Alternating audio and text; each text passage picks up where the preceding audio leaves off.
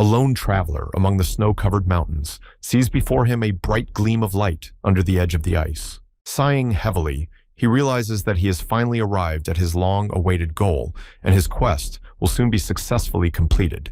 Getting closer and closer to the shining glitter, the traveler rather exclaims that it took him 2 months to find the 1,000-year-old ginseng. Reaching out to the light, with a crazy smile of a winner who has traveled a long and difficult path, he argues that he has achieved the impossible. In front of his face suddenly appears an image that the object does not exist, from which he becomes indescribably horrified and angry. In the wake of the past comes the next notice that the plane is still saturated with the fragrance, and the traveler furiously ponders who dared to bypass him. Anger awakens in him new strength, and looking around, the traveler realizes that the one who stole his goal from under his nose may be somewhere nearby. The young man activates tracking magic, which etches a trail of 1,000-year-old ginseng, showing that the target is 300 meters away. A magical trail leads him to a cave, located near the place where he hoped to acquire the long-awaited artifact. Stepping beneath the powerful stones of the cave, he removes his hood to protect him from the winds and snow, and realizes that the magical footprints are leading him deeper into the cave. As the traveler walks deeper into the cave, ineffable scents begin to waft around him, and he wonders in confusion what it reminds him of. Closing his eyes, he strains his sense of smell, and smelling the scents of the caves, he realizes that the smell is very familiar to him. Opening his eyes, he realizes he can identify the smell. He realizes it is ginseng soup being brewed by the stranger sitting in the cave. The cauldron is bubbling with a rich soup with chicken and vegetables, headed by the cherished root of 1,000-year-old ginseng. The dark-haired stranger sits calmly by the fire on which the cauldron is simmering and holds a piece of stub with his chopsticks to sample his dish. The young man looks in horror at the stranger, who without any regret is eating the cherished root that the weary traveler has been searching so diligently for. Upon discovering the presence of an uninvited guest, the stranger calmly asks him what he wants, while thoughtfully offering him a taste of ginseng soup. The traveler, still in a stupor from what had happened, could not utter a word at the ungodly treatment of the amazing artifact.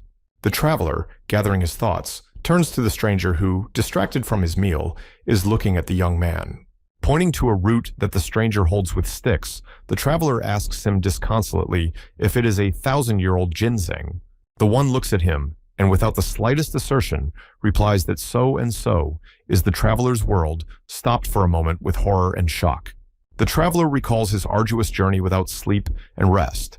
As he climbed the rocks, shaking from the bitter cold and falling down from fatigue, he becomes hysterical. He shouts in horror at the stranger that it is impossible to find a man who makes soup from 1,000-year-old ginseng, in his hand sparks of flame. The stranger looks calmly at his angry opponent, but not a single muscle twitches on his face. He continues to chew calmly. Having finished chewing his food, the wanderer calmly points to himself with his chopsticks and greets the traveler that such a person can be found here. Following the narrative, we return to the past of the hero who tells us about a disease that completely blocks the feeling of satiety. Kang Min Hyok had this ailment and consumed in the neighborhood of 15,000 calories a day. His weight was 170 kilograms. The hero was at the reception of a professor of the psychological department of a stately, slender man with glasses on the background, of which he was simply indescribable size. Li Jinhuan takes a break from his paperwork and asks the patient if he still eats cherry tomatoes. With a slight embarrassment, fixing his hair, the hero takes out his tray of tomatoes and says that even from them he gains weight. Looking at the patient's reaction, the professor explains to him that with a large intake of any food, you can gain weight by asking how many pieces he eats. Confusedly tapping his fingers against each other, the patient tensely looks at the professor, delaying his answer. Embarrassed, looking towards Kang Min Hyok, showing the number 5, unsure about a number like 5,000 pieces, the professor frowned.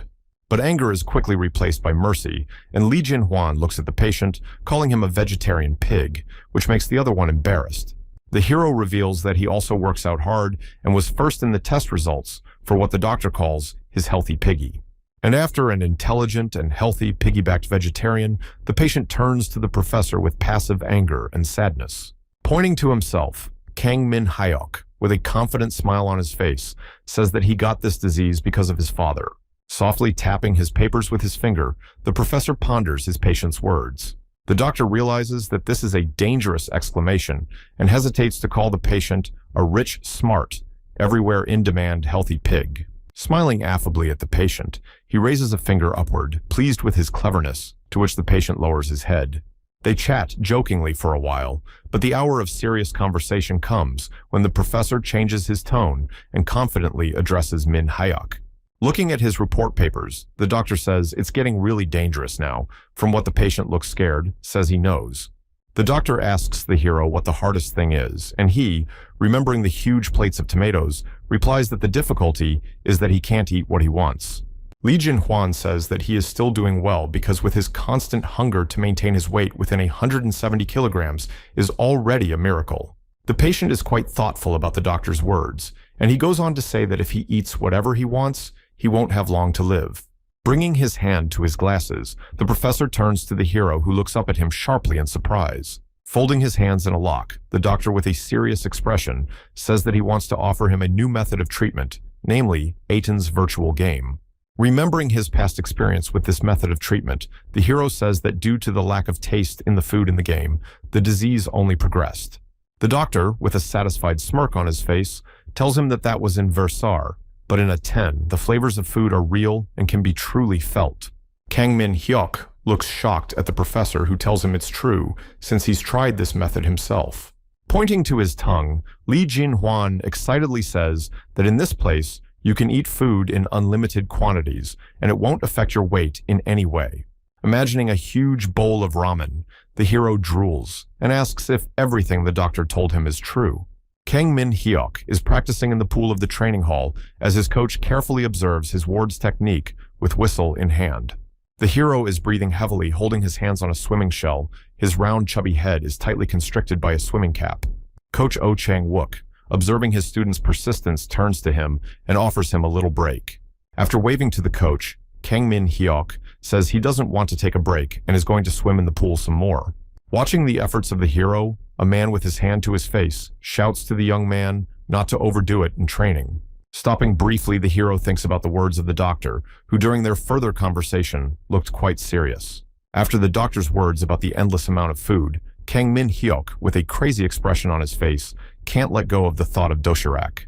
The hero recalls how during the conversation, the professor said that the purpose of this method is to achieve psychological satiety, but there may be a side effect. The taste felt in the game will want to taste and in reality, but the doctor realizes that there is no other or less dangerous way out. After Min Hyuk finishes his workout, he climbs out of the pool while one man gives him a hand and another man is waiting for him with a dry towel. The hero carefully tries to climb out of the pool while the other people try to help him in every way physically and mentally. He is helped to wrap himself in a robe after the cool pool water. While fixing his hair, the hero thinks only of his brutal appetite. The coach calls Min Hyuk to eat, while the hero thinks that everything is more or less fine during training. However, there is one thing, but as soon as he finishes sports, his appetite hurriedly returns. Looking at a plate of food, he drools. Pointing to a salad of fresh vegetables, one of the employees of the sports center wishes the hero a pleasant appetite. In front of Kang Min Hyun's face are a dozen plates of freshly cut lettuce, which he devours one by one, as well as a tray of cherry tomatoes. The hero happily licks himself after he is done with his truly huge meal. The coach is surprised at his speed of devouring the food. He reaches for a tray of cherries and tells the coach it's easy, and also asks if a tens game that the doctor talked about is interesting. Closing his eyes, the man replies that this is the most interesting game so far. Min Hyuk, devouring the tomatoes, says he wants to try it too. Coach asks with a smirk if he really wants to set a new record in the game for speed and amount of food eating. Satisfied with the coach's answer, the hero says that he knew he would definitely be in the front row from the first day of the game, which the coach readily agrees to support him. The man says he's sure the hero will get results first, and then just quit, because what he doesn't have is Kang Min seriously thinking. And after some time of reflection, strictly gives out that he lacks slimness. Looking at him, the coach sorrowfully lets down a stingy tear. The man looks at him through his tears, saying that the hero makes jokes that make you want to cry and laugh, and Kang Min wonders if that's something to cry about. Thinking about it, the coach says no, it's better to laugh, and pats his mentee on the shoulder, and they both laugh happily at the situation. The hero gets up heavily from the bench they were sitting on and turns to the coach, who asks him back what he wanted.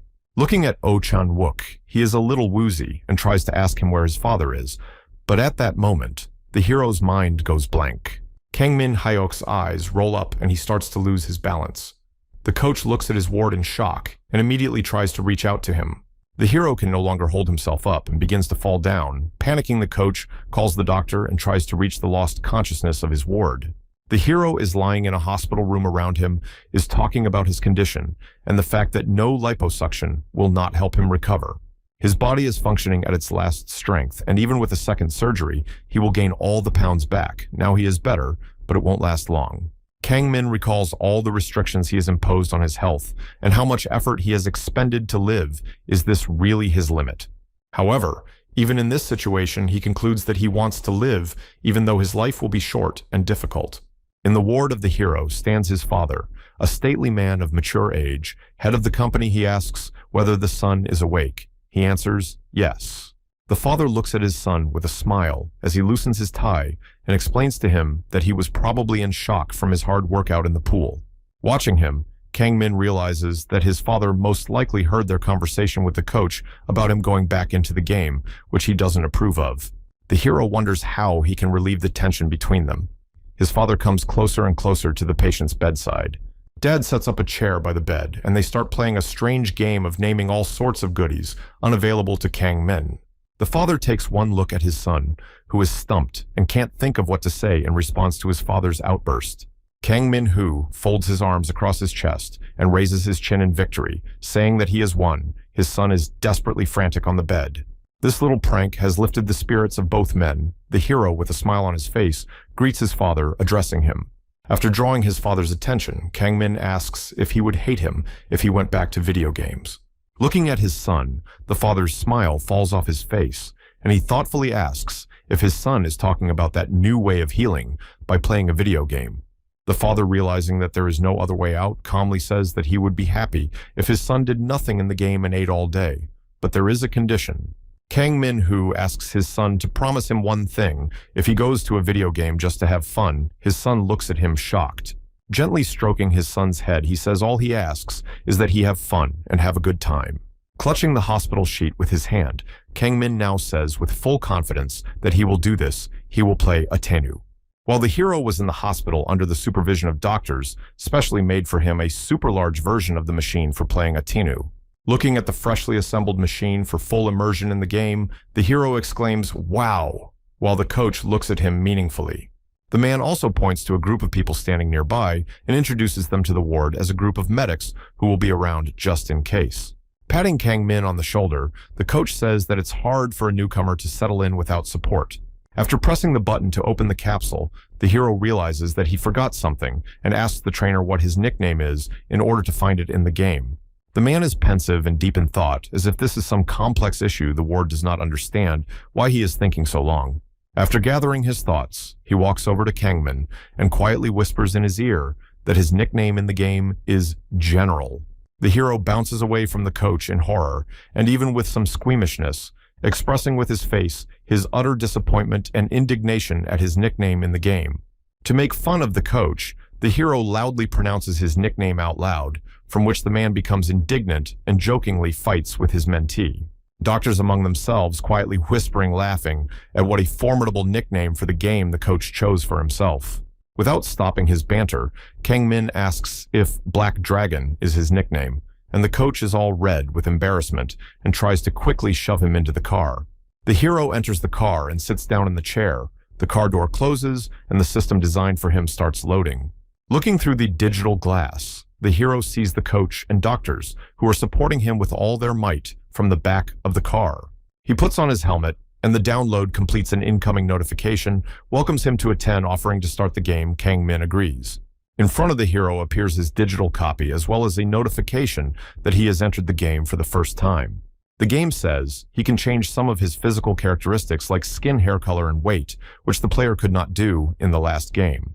Looking back at his life in Versailles, the player realizes that he has only one condition that he would like to change in himself. There is some metamorphosis within the game, and appears the same Kang Min, but 100 kilograms less hero literally does not recognize himself. On the face of the player, tears appear on his face. He clutches the clack with full confidence in himself and in the fact that this time he will definitely succeed in losing weight. Min Hek appears in the game at a small training base with a bunch of stuffed animals and people training to fight on them. The hero turns around to a voice that greets him and tells him he is in the newcomer village of Arda. He is attended by a tall, blue-haired male NPCs, introducing himself as Balin in charge of initial training. The player looks shocked at Balin, who from his past experience in Versailles doesn't look like an NPS at all because he looks like a normal human. The blue-haired Balin looks thoughtfully at the hero who can't take his eyes off the detailing of the usual NPCs in this game. Notwithstanding such a long pause, the person in charge of initial training quickly throws a wooden practice sword to Kang Ming. Balin explains to the player what needs to be done to activate the quest, while he looks on fearfully. Such strong emotions of horror cause the hero simple bread, which will appear for the passage of the quest, because on a diet for him it was out of reach. Min Hyuk can think of nothing else, and tearfully asks Balin to give him bread first, and he will start at once, but is refused. The hero is full of determination and ready for anything to get his long-awaited prize. He approaches the scarecrow for training and looks at it confidently. Holding his sword firmly in his hands, he swings without hesitation and delivers his first powerful blow at the stuffed hay sacks. Charged with excitement and being in the hope of a delicious pastry, the hero swears that he will definitely eat this bread. The people around are surprised to see Min Hyuk making a hell of an effort to get the long-awaited bread, and they are amazed at his speed. The hero finally gets his cherished loaf of pastry and happily gorges on the cold and stale bread like the most delicious baguette in the world. Standing next to Balin, the player says how delicious it is, and the player looks at him in surprise as he eats a stale loaf. Holding a loaf of bread in both hands, the hero with eyes full of tears says that it is delicious, which interested Balin because usually people complain. The person in charge of basic training tells the guy eating bread that if he hits 50 more times, he will get more bread and water. However, there is one thing, but he will not get more experience points, so he can be free to start his own hunting training. Just hearing the conversation about food again, Min Hyuk skipped further and asked if the man really wanted to just give him bread. He refused and repeated that it wasn't for nothing, because he had to strike the scarecrow 50 more times with his sword to get the reward. Suddenly, a notification came to the hero that his satiety had reached its maximum and would not increase anymore, which struck his consciousness. He finally understood exactly what the doctor had meant the day they'd talked about the endless amount of food one could eat.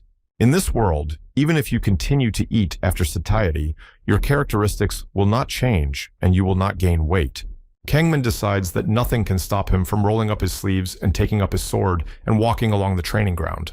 Confident in his abilities, he gathers his thoughts and continues to strike the scarecrow further for the reward of baking. The hero's hard work pays off, and after many passes of the same quest, Balin gives him an additional reward that the player is only happy. The hero's proximity to Balin has increased by 1 point, but Kangman is not going to stop and continues to train with the sword with the same zeal. The hero receives a notification that in addition to all other rewards, he has also had his durability increased by 1 point, which is a special reward. Standing beside him, Balin says he doesn't advise him to level up further here because it's faster to do it with monsters. Kang Min compliments Balin's beauty and intelligence, which makes him laugh, and their intimacy grows as the others see a man laughing for the first time. The game machine opens, and the hero returns to his reality, where those around him wonder if he enjoyed the game. The player carefully sits down on a couch, standing near the car, while the doctor asks if he was able to eat something there. With a sad expression on his face, the hero replies, yes, and reaches out for the tray of cherry. The coach asks why he is so upset then. Quickly devouring the tomatoes one by one, Kangmin cries, saying that it grieves him that he won't be able to eat it in reality. Chewing cherry tomatoes, the hero with a smile on his face remembers that it was very tasty. The man asks what he ate. The hero replies that it was stale bread, which the coach sympathizes with because he, like the rest of us, finds this food terribly unpalatable. The player asks the doctor sitting nearby if it is true that he will be able to get back into the game in half an hour, and the doctor cheerfully agrees. With a satisfied face, Kang Min talks about hurrying back and eating more of the game-stale bread. The trainer sitting on the couch across the room asks if the Irgok has been trained and entered the beginner's area. Putting tomatoes in his mouth, the hero replies that he hasn't done it yet and is still attacking the scarecrow on the training campgrounds. The man looks at the hero in surprise, not understanding why he didn't go further, and he explains to him his main goal of the game, to eat as much food as possible. The coach sidesteps the narrative by saying that the hero's transition to the rookie zone will take some time because of the bread, and the player purposely calls him a general. At this time, Kang Min is brought a new meal consisting of several servings of fresh salad. He thanks the waiter and reaches for his phone. Slowly eating one after another bowl of salad, the hero stumbles upon an interesting article on his phone that grabs his attention. The people in the article discuss the informal taste preferences of one of the players. The hero scrolls down the article lower and lower. Suddenly he sees something on his phone that caused him a flurry of emotions, holding onto his t-shirt. He starts shaking a little and breathing deeply. Everyone looks at Min Hyok in surprise, thinking that he has gotten worse. They are terrified to understand what happened and how to help him. At the same moment, the room starts running. The coach calls the ambulance. The doctor quickly gives the order to get the tools out of his bag. However, their fear at the hero's violent reaction was unfounded. He just saw that after completing the quest in another area, you can find chickens. The trainer looks at his ward in surprise as he asks him about the hens and agrees that they would be easy to kill, but the hero interrupts him. The player does not want to hear about monsters. All his attention is now focused on different recipes for cooking chicken and praising its taste. The way he vividly described the deep-fried chickens in the batter had the rest of the room in raptures and drooling. Back in the game, the hero gets to the same long familiar training base with scarecrows. Seeing Min Hyuk, Balin smiles at him, happy to have him back on his turf. The instructor tells the enthusiastic guy to keep it up and take care of the delicious food afterward, which the player happily agrees to. The hero looks enthusiastically at his front of work and tells himself that now he's ready to do it again and proceeds to throw punches. Come evening, the other players also approach Balin and demand their reward, to which he responds in a rather rude manner. One of them is indignant that the usual NPCs are rude to him, and Balin replies that he answers him the same way he treated him, which makes the young man even more angry. However, Balin has no tolerance for such treatment, and with a fear-inducing face, orders the boy to shut his mouth and leave, which he does. However, he follows up with empty threats against Balin, saying that he will not let him get away with such treatment next time, and that he should be more careful. Rubbing his neck, Balin reflects on the fact that he is very tired, and it's already time to switch with the other instructor of the training ground. A bald man with a mustache approaches Balin and praises his work and says he can go to rest, to which the instructor wishes him good luck in his work. Looking at Kang Min, the bald man says he looks happy, asking Balin his opinion on the matter. The hero sits quietly under one of the training scarecrows and gorges himself on one loaf of stale bread after another, marveling at their flavor. Balin replies that he hopes that tomorrow he will be just as good. Seeing the instructor leaving the court, the player shouts at him, getting up from his seat. With a quick movement, he runs up to Balin and asks if he's going home after work and if he's had time to eat dinner yet. He says he hasn't had time yet. Then the guy starts mumbling something, and the instructor asks him to get to the point. The hero offers to make a delicious dinner. A little taken aback by Kang Min's answer, the man asks him again to make sure he meant what he said about the delicious dinner. The hero comes up with a cunning plan on how he can make a delicious meal using the instructor's tools and plans to take from himself afterward. Counting that Balin himself will give them away from the location, however, the instructor for some reason hears his thoughts, but still agrees to this adventure. Going to the house, the instructor asks him if he just wants a good meal, doesn't he? The hero lied, but Balin immediately recognized the lie and laughed. Entering the house, the player says that everything in it looks really cozy, to what the instructor, throwing the keys, says that it is very even not bad for him. Lighting candles. Balin reflects that it's been a very long time since he's brought someone into the house, although many of the players have been friendly with him. But all their friendliness had a hidden agenda, and none of them wanted to visit his home, and he thinks he can trust our hungry hero. Looking at the meager set of food that is only enough for a snack, Kang Min asks if this is all the food that the instructor has. He replies that Atina's defenders like him don't need much, and he prefers simple meals as he usually eats alone. The hero is touched by his instructor's sad story and says with confidence that he promises to cook the most delicious meal tonight. But before cooking, the hero's attention is attracted by a huge pile of bread, and he asks to borrow some, to which Balin laughs and agrees. Looking at all the ingredients available to him, the hero realizes that the only thing to make is garlic bread and soup.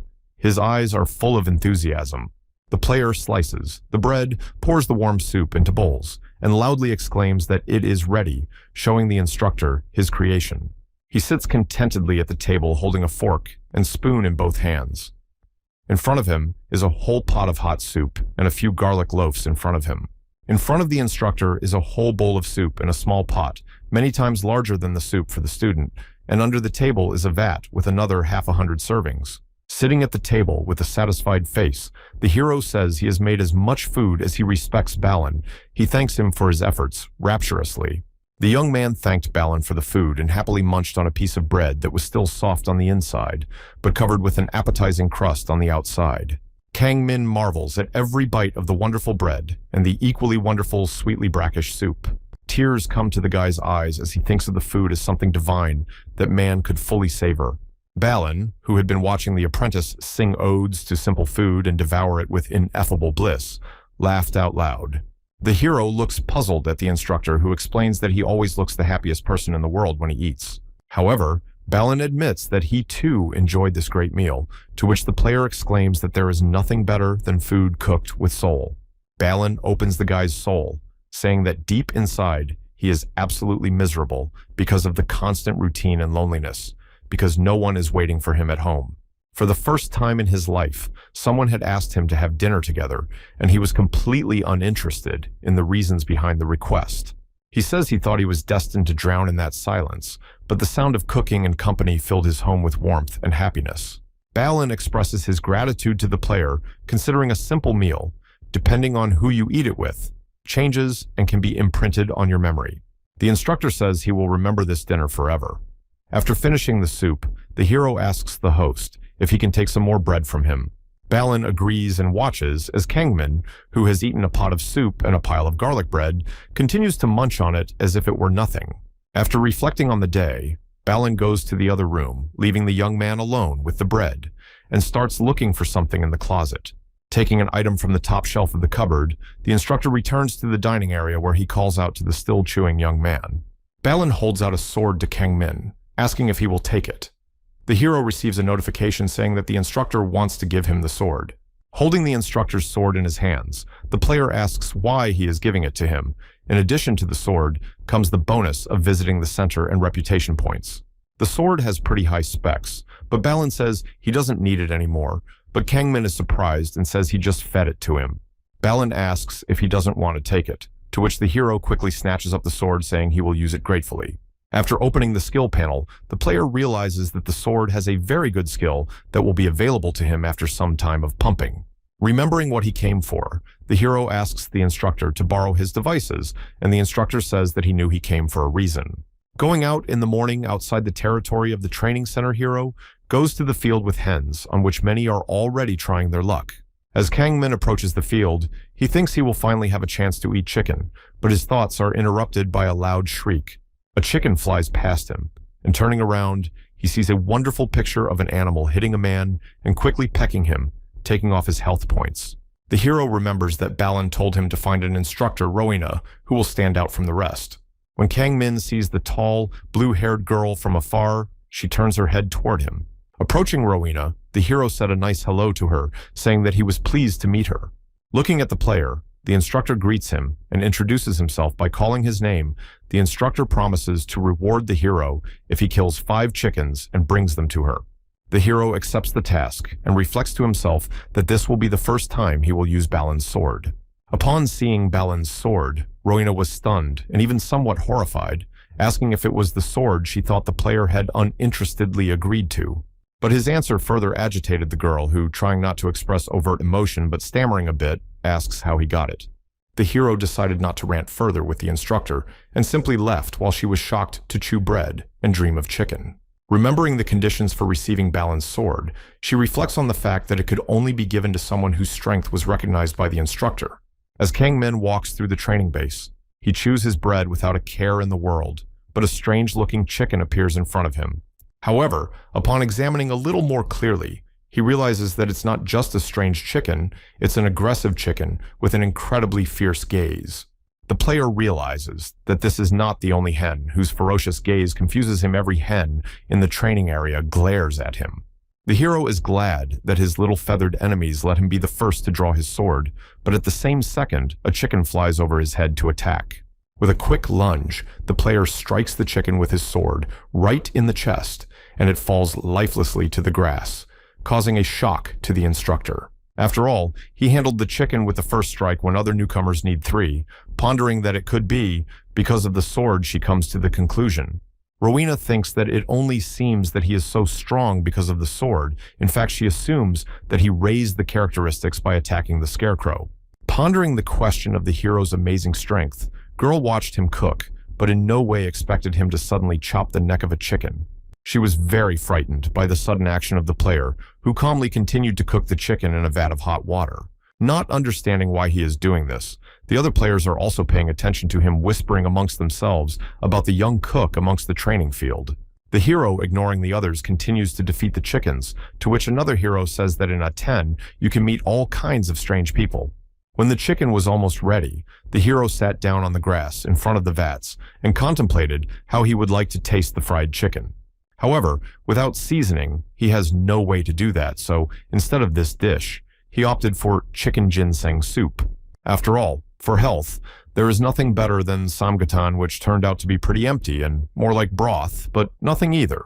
Having torn off a leg of chicken and drinking it with rich broth, the hero is wrapped in the tenderness of flavors, with his head squinting with pleasure.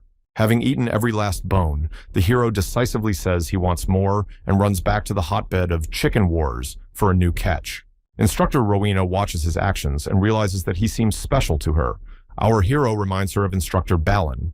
Quietly smiling and immersed in her memories, the girl thinks about how much she wants to see Balin, but her thoughts are interrupted by the shouts of the players. Approaching a group of guys who are crowded together in a pile, and without interruption, Rowena sees that an exclusive monster, Golden Chicken, has appeared on the field. Huge compared to other chickens in size, the monster flaps its wings after the field while players discuss the reward for it. Players standing next to the hen are discussing how much money they can make from her eggs and that they should get her first. All as if off the chain begin to crowd on the golden hen to get the coveted egg containing a pile of gold. However, to fight such a monster is not easy, and our hero, dreaming of fried chicken legs at the sight of a chicken, pulls out a sword from its sheath. Looking at the chicken, which is not going to give up, the hero, wishing to eat it, makes several lunges, striking the chicken. Other players watching the chicken move skillfully are amazed by its speed and ability to dodge blows like a true warrior. Kang Ming, trying to single-handedly slay the hen at the sight of her attack in flight, uses the special sword skill of Sword Strike Brave. After hitting a chicken with an enhanced blow, the hero gets an item that gives him the ability to either get 200,000 coins a day or 10 delicious eggs. And of course, the ever-hungry player chooses a second skill that gives him a hidden achievement as well as an inventory to store food in. The day after receiving the coveted chicken eggs, which in addition brought an improvement in performance, the whole camp is filled with the smell of samgatan. After eating enough of the oily sangitan, the hero reasons that Instructor Rowena has the same energy as Balin. In the game, they are famous as reference. However, strict instructors in Min-Hek wants to increase his intimacy with Rowena, hoping for a good reward. Looking at the eternally busy girl player chewing on a chicken bone, ponders what method to choose to get closer to the instructor. The instructor turns his attention sharply to the hero, and they exchange greetings. However, at this point, she shows him what she is holding in her hands.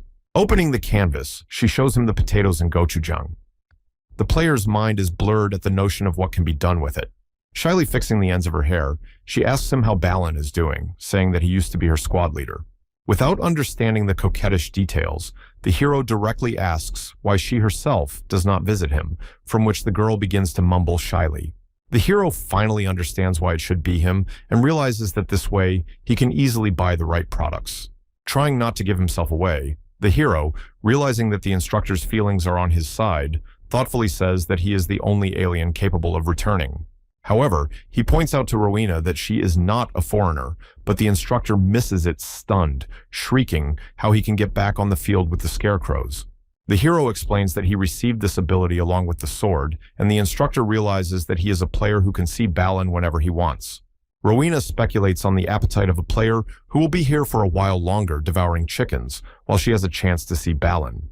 In exchange for the pleasant news that it is possible to contact Balin, the instructor gives Min Hyok the coveted foodstuffs that make him all giddy with joy.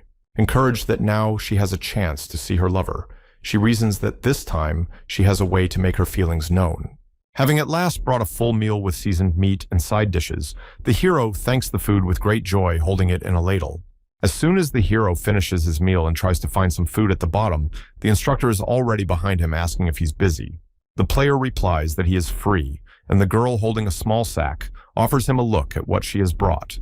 Upon opening the pouch, the hero is dazzled by the unimaginably white light of the rice, which he calls the beginning and end of all carbohydrates and the fear of thin people. Spilling rice through her fingers like gold coins, the girl offers a trade to the guy offering the whole bag for him to talk to Balin about her. The hero realizes that he can now increase intimacy in Rowena and tells her that he has even been to the instructor's house, to which she asks how he is doing. After a brief account of Balin's life, the instructor becomes uncomfortable that her lover is so lonely. However, there is an upside to everything. Now she realizes that this may be her best opportunity. She is determined and confident in her abilities. The hero thanks her for the rice, and also their conversation raises the level of intimacy with Rowena, but here he says that he is afraid to overstep his bounds with this issue. But if the instructor has something to give, he will do it for her. After these words, the girl looks at the young man without distrust and with warmth.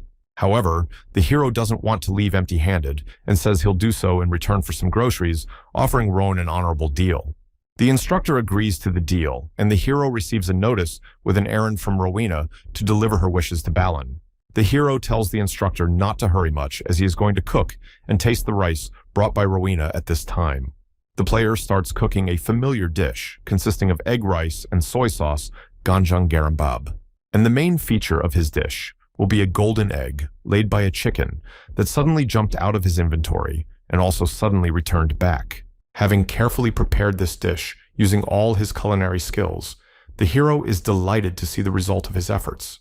Tasting the first spoonful of his creation, the hero ponders as it fills his entire mouth with its fragrant and slightly brackish flavor.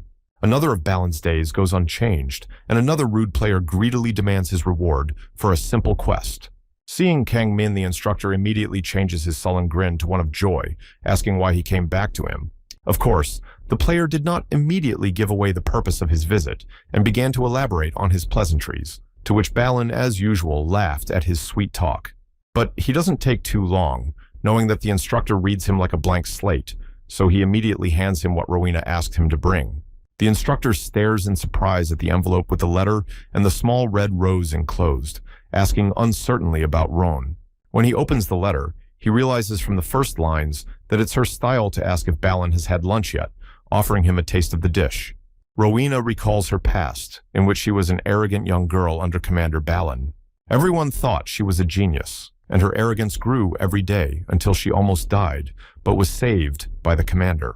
Reflecting on this, she realizes that it was probably from that moment that she fell in love with her former commander, and the only thing she had to do since then was to get close and watch the object of her affection from afar. But now, everything had changed. As soon as Kangman jogged back to the camp with the hens, Rowena asked him what the instructor had said. The hero replies to her that Balin asked her to say thank you, and was very happy that she is doing well. Rowena warmly accepts the commander's words. However, because of her nerves, she still yelled at the guy asking why he came so late, and he told her that he had cooked the instructor some goodies. The next morning came 4, and the hero by habit prepared a whole vat of food and happily ate to his heart's content. But a terrible thing happened. The player was notified that he was no longer able to consume food and generated the passive skill digestion. The hero didn't know that the satiety status can't exceed 7, and for the satiety level to drop, a day must pass from which he is in utter despair. In desperation, he tries a few more times to try to eat the coveted spoonful of food, but the game cancels this action, saying that he cannot consume food. The hero is horrified to realize it's as if his mouth has been sewn shut, but quickly remembers the digestion skill, hoping it will help him save the situation. After reading the description of a skill that helps you spend calories more efficiently and lower your satiety level, the hero recalls that in real life he had to eat only healthy food and exercise as much as 4 hours a day. But the game is different from reality, and here he is much lighter. He no longer has such a large body and can do and eat whatever he wants. Calling on the sword, the player realizes that this is how it should be. Because hard work makes food much tastier, he is sure that he will succeed. The instructor notices that the player is doing something completely different than usual and wonders why he is doing cross drills. The other players look at him and whisper, not understanding why he doesn't spend his time catching chickens and leveling up.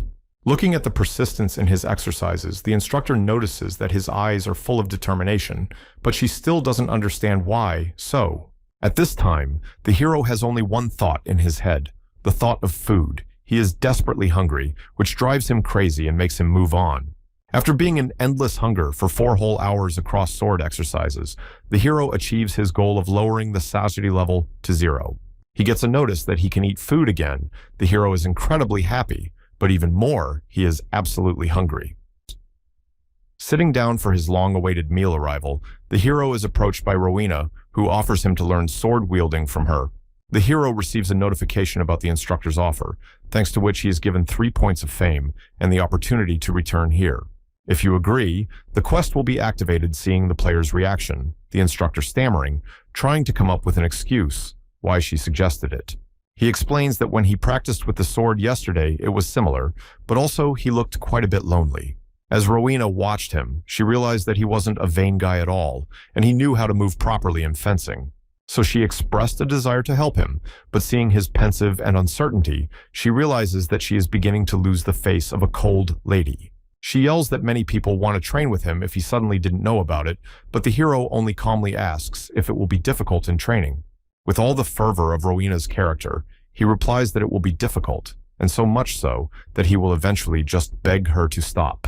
The hero agrees and immediately activates the quest of learning the art of swordsmanship. Barty Rowena thinks that for the first time, he sees a man so fond of difficulties. After 2 hours, the hero has so exhausted Rowena that she is the first to pitifully ask him to stop because she can't go on any longer. The hero says that otherwise he won't get hungry. The instructor asks him to rest a bit, but the player asks her not to slack off. Rowena speculates that Kang Min doesn't waste a single move and learns everything admirably in anticipation of sparring. When he comes to Balin, he tells him that Rowena is teaching him the art of swordsmanship while quietly eating another piece of bread taken from the former. The player also mentions that in addition to talking about lessons, the instructor also gave Balin an envelope with a letter and a rose. After reading a love letter that brings back memories of their past collaboration, Balin warmly remembers Rowena. Having finished with the letter, the instructor asks if the hero is leaving afterwards, and he answers him, yes. The instructor looks at the player with interest, asking if he has reached his goal, to which he frustratedly replies that he has not been able to eat the chicken. After pondering the letter, the instructor tells the hero that he will probably be able to do it tonight, to which the player looks at him incomprehensibly. The hero returns back to the camp with the hens, where he continues the quest to gain the swordsmanship skill. After some time of hard training, the player receives a notification that he has mastered the art of swordsmanship Barty and unlocked a new skill. After completing the quest, the player and the instructor traveled to the village of Isbin, where she offered him a meal of excellent roast chicken. Coming to the store, they collect food together for cooking, but the player, with his exorbitant appetite, has racked up a huge pile of everything. Having finished all the preparations the hero proposes to start at this point, Rowena says that his look is now even more serious than in training. Rowena invites the guest to enter, and he begins his custom of extolling the taste of the long-awaited fried chicken, or chimek. Looking at a beautiful piece of not yet fully cooked dish, the hero says that the chicken is amazing no matter how much you look at it. Humming some tune to himself and holding a chicken fryer and chopsticks in both hands, the hero realizes he can't wait to cook. Pointing her finger at the door and addressing the young man, the instructor says that she has to leave for a while, but she will be back soon. Coming in tired after a little shopping, Rowena says she bought the hero a gift of delicious bread and suddenly interrupts. She had no idea the guy would litter half the room with a mouth-watering 150 fried chickens. In an attempt to defuse the situation, the hero says that probably people who love each other speak the same way because she repeated Balin exactly. At his house, Balin hears shouts outside the window for a delivery of fried chicken, and opening the door sees a huge plate of chimek. The instructor holds up a large plate of chicken, and smelling it says that the smell is really good. Kang Min wishes him to enjoy it. The instructor, touched by the student's gesture, looks at him and says that the player is indeed amazing in many ways. The hero thanks him and remembering takes out another envelope with a rose that instructor Rowena gave Balin. With a satisfied look at him, the instructor asks the student for a chance to guess the sender by calling Rowan's name, to which Min Hyok agrees. Going inside the house, the instructor prints out an envelope reading pleasant words from Rowena, from which his face lights up with a soft smile. Opening the drawer, the instructor looks at the small red bow stored there for a long time and thinks he should probably be braver. In preparation for a meal, a player on the field shakes a small piece of cloth that serves as his tablecloth while singing a song about fried chicken. Covering the floor with a tablecloth, the hero in the corner of the table puts a plate with a chicken, and near it a can of malt, and opening it, enjoys its flavor.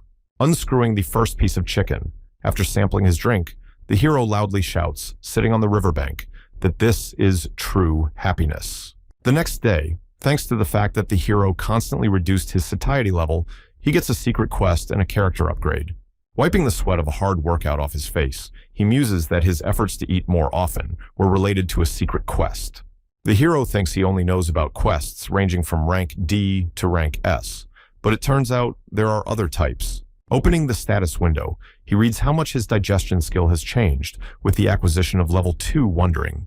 Realizing that the secret quest will not cause him any difficulties, the hero decides to start it right now. After a while, Kangmin calls out to the instructor saying that Balin asked him to give her this and holds out a red ribbon wrapped in a bow. Carefully accepting the ribbon and reading the letter, Rowena blushes as she realizes that Balin also has reciprocal warm feelings for her. Min Hyuk quietly chewing the chicken all the while, watching the changes in the instructor's face at the end, she thanks him for everything and hands him his reward, which the hero accepts. While still holding the chicken in his teeth, the hero receives notifications of what he has received. His reward was Sylphian leather armor, and 4 points of fame. Rowena encourages him to check out what he got. The girl herself is trying to attach Balin's gift to her blue-haired ponytail with a rubber band in her teeth. Looking at the girl, the guy says that it suits her very well, but Rowena blushes and huffs, asking why he says such embarrassing things. Quickly excusing himself, Kang Ming loudly announces the item check by taking out a Sylphian leather armor from his inventory. He thanks the instructor. The instructor continues the conversation, inviting the guy back after, but not having time to finish it, is interrupted by a quest notification from the god Athena. The god Athena urges the girl to hand over these 2 trials that only occur on very special occasions to the hero, which he cannot refuse. The guy is calmly munching on his chicken, and at this time the instructor anxiously says he's going to give him 2 quests. Explaining the god's words, she says that his quest will be to find the berserk Brachni in the village, who will give him a quest to hunt, as well as conquer the graveyard. However, everything is not so simple because the hero needs to choose only one, while the quest to conquer the Twilight Cemetery, there is no information. The hero is a bit disappointed by the proposal because he was hoping for something tasty to eat. Rowena teases him, saying he has a strange reaction to receiving a legendary quest, to which the hero purposely squeezes out a tear of joy. Seeing the hypocrisy, she shouts, asking if he thinks she is a fool, and demands that he stop squeezing tears out of himself, to which the hero agrees. Remembering all of Min Hyuk's joy at the sight of food, the instructor decides that the possibilities of the Twilight Cemetery have more to do with the hero's aspirations. Looking at the young man, the instructor tells him to go to the village of Isbin and find a peasant named Alan. The hero asks who exactly he needs to find, but then Rowena says that he has to give the player a yang gang, and now all his thoughts are filled with food again. In this case, the hero quickly agrees to start humming a song about yang gang and runs away while the instructor yells at him to come back. Laughing out loud at how easy it was to outwit the perpetually hungry young man, the girl was now fully confident that he would go to the Twilight Cemetery. Back in his reality, Kang Min tells the coach about the quest he got, which he is shocked by, and asks how he did it. Coach asks the class saying that Berserk is admirable, and confidently states that only a few high-class players are given such quests. While eating cherry tomatoes, Min Hek asks the man if it's a good thing he's doing, to which he replies, surprised if he's even listening. The coach says it's so rare that some players only save up for it, to which the player holding the tomato responds with understanding. However, afterwards, he states with a smile that all he did was eat as much as possible, which makes him happy. The coach looks dejected. The trainer doesn't understand how a person who plays for food can get so many items and quests, and asks the hero if he will do the quest. The hero asks why, and the man is completely stunned by his answer, asks him if he doesn't care that it will make the game easier to get through. Kang Min replies that he doesn't like the fact that he won't be able to eat properly during this quest, which leaves the coach in complete shock. He doesn't understand why exactly he got this assignment, and looks at him with a desperate look, dreaming of the same fate. The hero continues to talk about Rowena's words about the meeting that will give him Yang Gung, but the coach can no longer listen to his stories, being in apathy. After a bit of shock, the coach suggests that after entering the game, they both meet in the main square of the village, to which the hero agrees. The coach appears in the game, in the main square of the village, in a red suit on him, people recruiting players for the hunt. A man walks by people who are discussing an unusual rare spear, while the coach ponders how slim Min Hyuk looks in the game. The coach realizes that losing 100 pounds will make a significant difference and sends a message to the hero to find out where he is now. The player replies that he is on the square, but the general writes that he can't see him, and at the same time bumps shoulders with him. The man he encountered apologizes, and after examining him from head to toe, the trainer concludes that he has perfect facial proportions. Yes, and not only the face, but also the body of the man, closely examines the young man, admiring his figure, thinking that probably he is some kind of model. The coach, still not realizing that Min Hyuk is in front of him, says no problem, and wonders to himself who this guy is. But then his world is turned upside down when this young man greets him with the phrase, "Salute, General." The man is shocked by what is happening. The coach turns around shocked at the young man, wondering if he is Min Hyuk, while the hero salutes the general. Still looking at the young man in amazement, the man asks, pointing to his face, wondering if he was allowed to change it in the game. The hero also points to his face and replies to the coach that he is sure that he, as well as he knows, that changing the face in a 10 is impossible. In even greater shock, the coach comes closer to the hero and asks him if this is his real face, to which the hero laughingly agrees. Pulling the hero's shoulders, arms, face, and ears, the man praises Kang Min Hyuk non-stop, telling him that he is really handsome. Having finished with the praises, the men embrace, and the hero, embarrassed and even a little confused, thanks the coach for the compliments. A little disappointed, the player remembers that it's been a bunch of time since he last heard praise for his appearance. The hero recalls a conversation in a hospital room with his father, who tells him that he was never ashamed of him, he was always his pride. Asked to keep these words in mind, Min Hyuk decides that he wants to become his father's pride, and to do so, all he has to do is get rid of his excess weight. Strongly gone into his thoughts, Hero, standing in the arms of the coach, reflects on the fact that it was a dream of his life in his eyes. Tears come to his eyes. Interrupting the hug, the coach holds the hero by the shoulders and asks if he needs anything, and upon receiving a refusal, says he has good stuff. However, next, he offers gold, offering him only 2 million to start with, since the newcomer won't need more. Holding out his hand to the newcomer, the player General, smiling contentedly, sends Kang Min a request for an exchange offering gold in return. After a bit of thought, the hero wrestles the coach's hand away from him, thereby refusing the exchange and says he doesn't think he should agree. The coach looks at him in surprise and asks what he means, to which the hero replies that he thinks he can earn his own money for food. Shocked to see the hero looking at him from behind, the hero doesn't understand why he won't take them, since he could eat anything he wants. Seeing that the coach is puzzled, Hero explains to him that this is why he cannot take them. General does not understand what he wanted to say. With a friendly smile, the hero says to his mentor that he knows how important food is to him, which was the reason for the rejection. The hero argues that for some people, food is a luxury, for others, a simple routine, and some people save it for a special occasion. For some people, food is a regular thing, while for others, it can be completely unattainable, as for him in life. And so the hero doesn't want to eat everything he can just because he has money. He wants to make sure he can earn it himself. The coach looks at his ward with an approving smile, reflecting on the fact that he has always been like this and strives to do his best. Friendly grabbing him, coach says he has to tell him one thing, calling the hero the most amazing little brother. Both men laugh merrily, but Min Hyuk interrupts the fun by taking off the coach's hand and saying that he's in a hurry and has to go. His look becomes gloomy, and the general, not understanding why there has been such a change in him, excitedly asks why he is in such a hurry. The hero looks at his trainer very tensely and shouts to him that he should run, because the promised Yang Gang is waiting for him. The man has no time to think of all the dependencies in his head before Min Hyuk rushes out of his seat and runs away, but he's already far away. Surprised to look in the direction that the hero ran, the coach does not lower the hand, extended to him, reasoning that the player's legs are like lightning. Looking in the hero's wake, he replayed in his head the words said by the player about food as something incomprehensible and chuckled approvingly.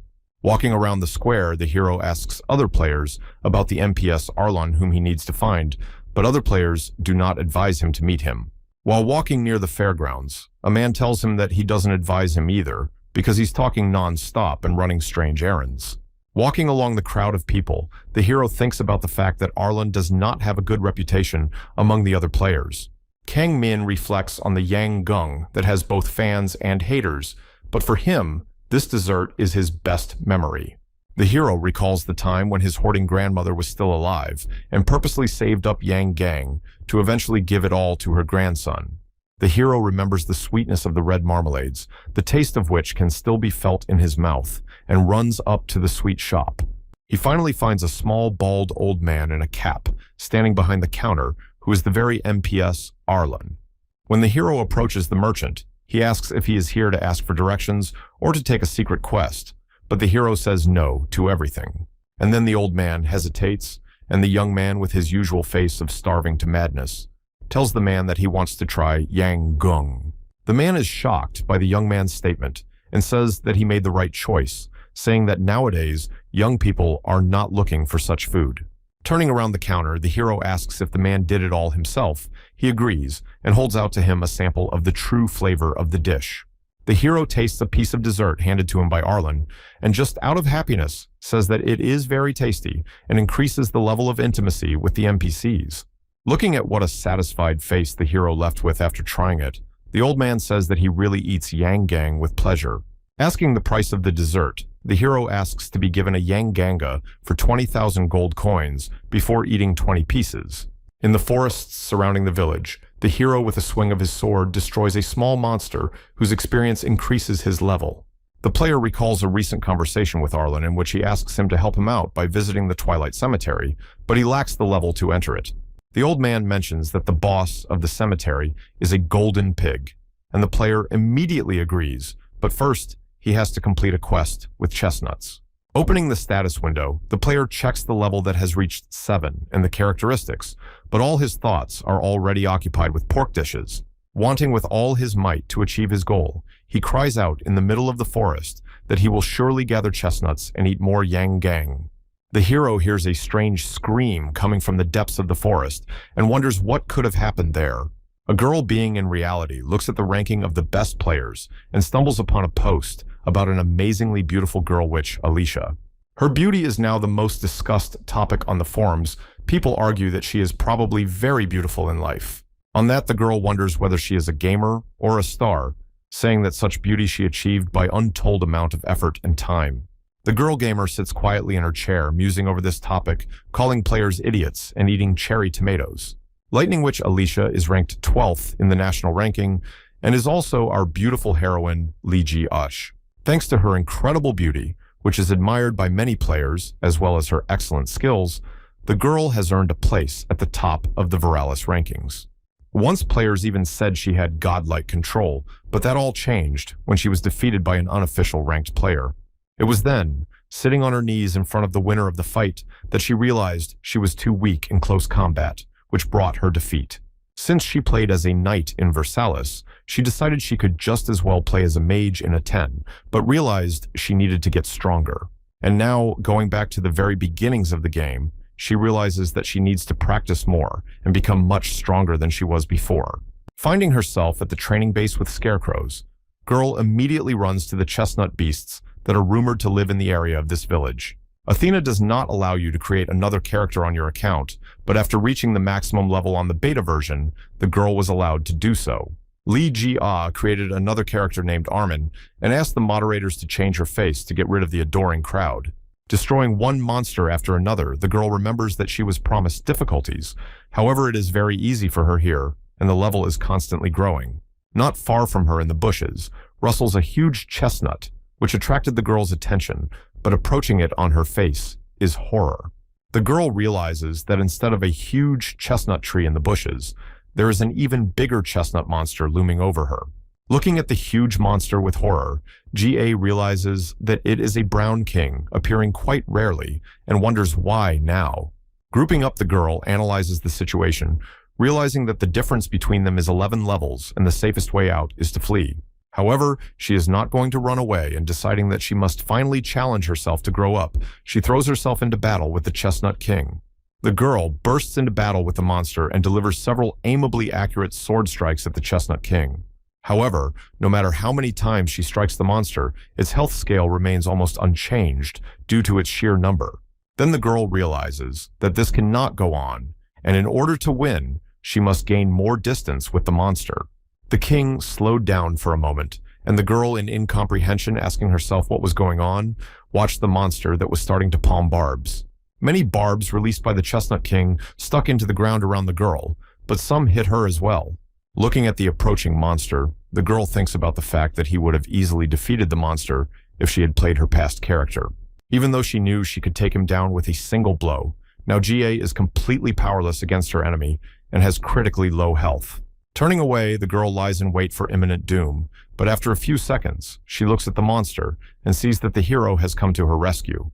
The girl stares in amazement at the young man who literally saved her, thinking who he is, and the player at the same time calmly apologizes to her.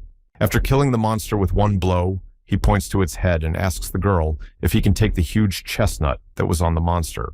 The girl asks in surprise, and the hero points her to the chestnut, to which she agrees, shocked that he slew the king in one blow. GA offers to pick up the other items because they are rare. He is surprised that he is picking up everything, on which Tona says he can't use them. The hero thanks her for letting him take everything, to which the girl smilingly thinks that he has an overreaction to objects. Kangmin waves to the heroine and runs away with the thanks she received, but she still sits in shock, wondering how he got such power. Remembering his strike, she reflects on the fact that he is clearly not of legendary class, but even having a powerful artifact, it is very difficult to kill a king with a single strike. She still doesn't understand how he was able to do it, but she thinks that with a little more experience, she could have killed the king on her own. Clutching her sword, she accepts the fact that it's all to blame for the fact that she still relies too much on magic regardless of physical strength. After resting a bit, the girl walks through the forest, reasoning that most of her health has already been restored, and she can continue with the chestnut beasts. Behind herself, behind the bushes, the girl hears a certain sound characteristic of only one action that cannot be confused with anything. Looking between the bushes, she sees the figure of the hero, who is diligently practicing. The girl is a little surprised. After watching the player's movements for a while, she comes to the conclusion that it is still a training session, but she is confused by one nuance. What the player is doing now is not very effective at boosting characteristics that have a lot of importance in the game, which surprises her. Wiping sweat from his forehead, the player reasoned that when returning to reality, he would need to practice for another 5 hours, which would shock the girl. She doesn't understand why he works so hard, but uselessly is surprised that the hero doesn't get enough training without understanding why. The girl comes to the only logical conclusion: Kang Min's actions can only be explained by the fact that training in the game affects reality. The hero calmly reaches for the boulder, while the girl's brainstorming suggests to her that this is why he is so strong at low level. But then she notices how the player with great pleasure puts chicken in the pot and peels potatoes, from which she is also shocked. Throwing all the right ingredients into the vat, Kang Min gently stirs his new dish of chestnut chicken, dak dori tan. The girl looks at the guy in incomprehension, wondering why he abruptly started cooking, but accepts that the dish looks delicious. The hero proceeds to eat a bite of fresh flavored chicken with chunks of potatoes and Chestnut enjoying the meal. Watching him appetizingly eating his lunch, the girl decides that she doesn't care about all his antics, and the main thing is that what he cooks looks good. At the same moment, the girl remembers what she ate today in reality and realizes that she couldn't get enough of tomatoes and water. The girl pops out from behind the bushes and apologizes to the player, and loudly and insistently asks him if she can taste his dish. The hero remembers their first meeting, imagining in his head GA with angel wings for her generosity, and offers her some food. She surprisingly asks the truth, to which the hero replies that she gave him a lot of things, and the players sit down to lunch together. The hero hands the girl a plate of food, and she thanks him profusely, never ceasing to marvel at the mere sight of freshly prepared dak dori tan. After taking a bite, the girl realizes that it is incredibly delicious, as well as the hero himself, describing each ingredient of this dish masterfully. She delights in the flavor of the tender and soft chicken, as well as the texture of the chestnut, which reminds her very much of potatoes, perfectly matched in flavor. Admiring every bite of the dish, the girl reflects that it is so delicious that she wants to eat more and more. The hero thinks that she is a good eater. Blushing a little from the spicy dish, the girl wipes her lips and tells the hero that she's been watching him for a long time, asking why he's practicing. She assumes that in order to get stronger, but the hero in her head replies that she's only doing it to make room for new food faster. Revealing all the cards, the girl says that she is the witch Alicia and offers the hero to join their guild called Ardeon.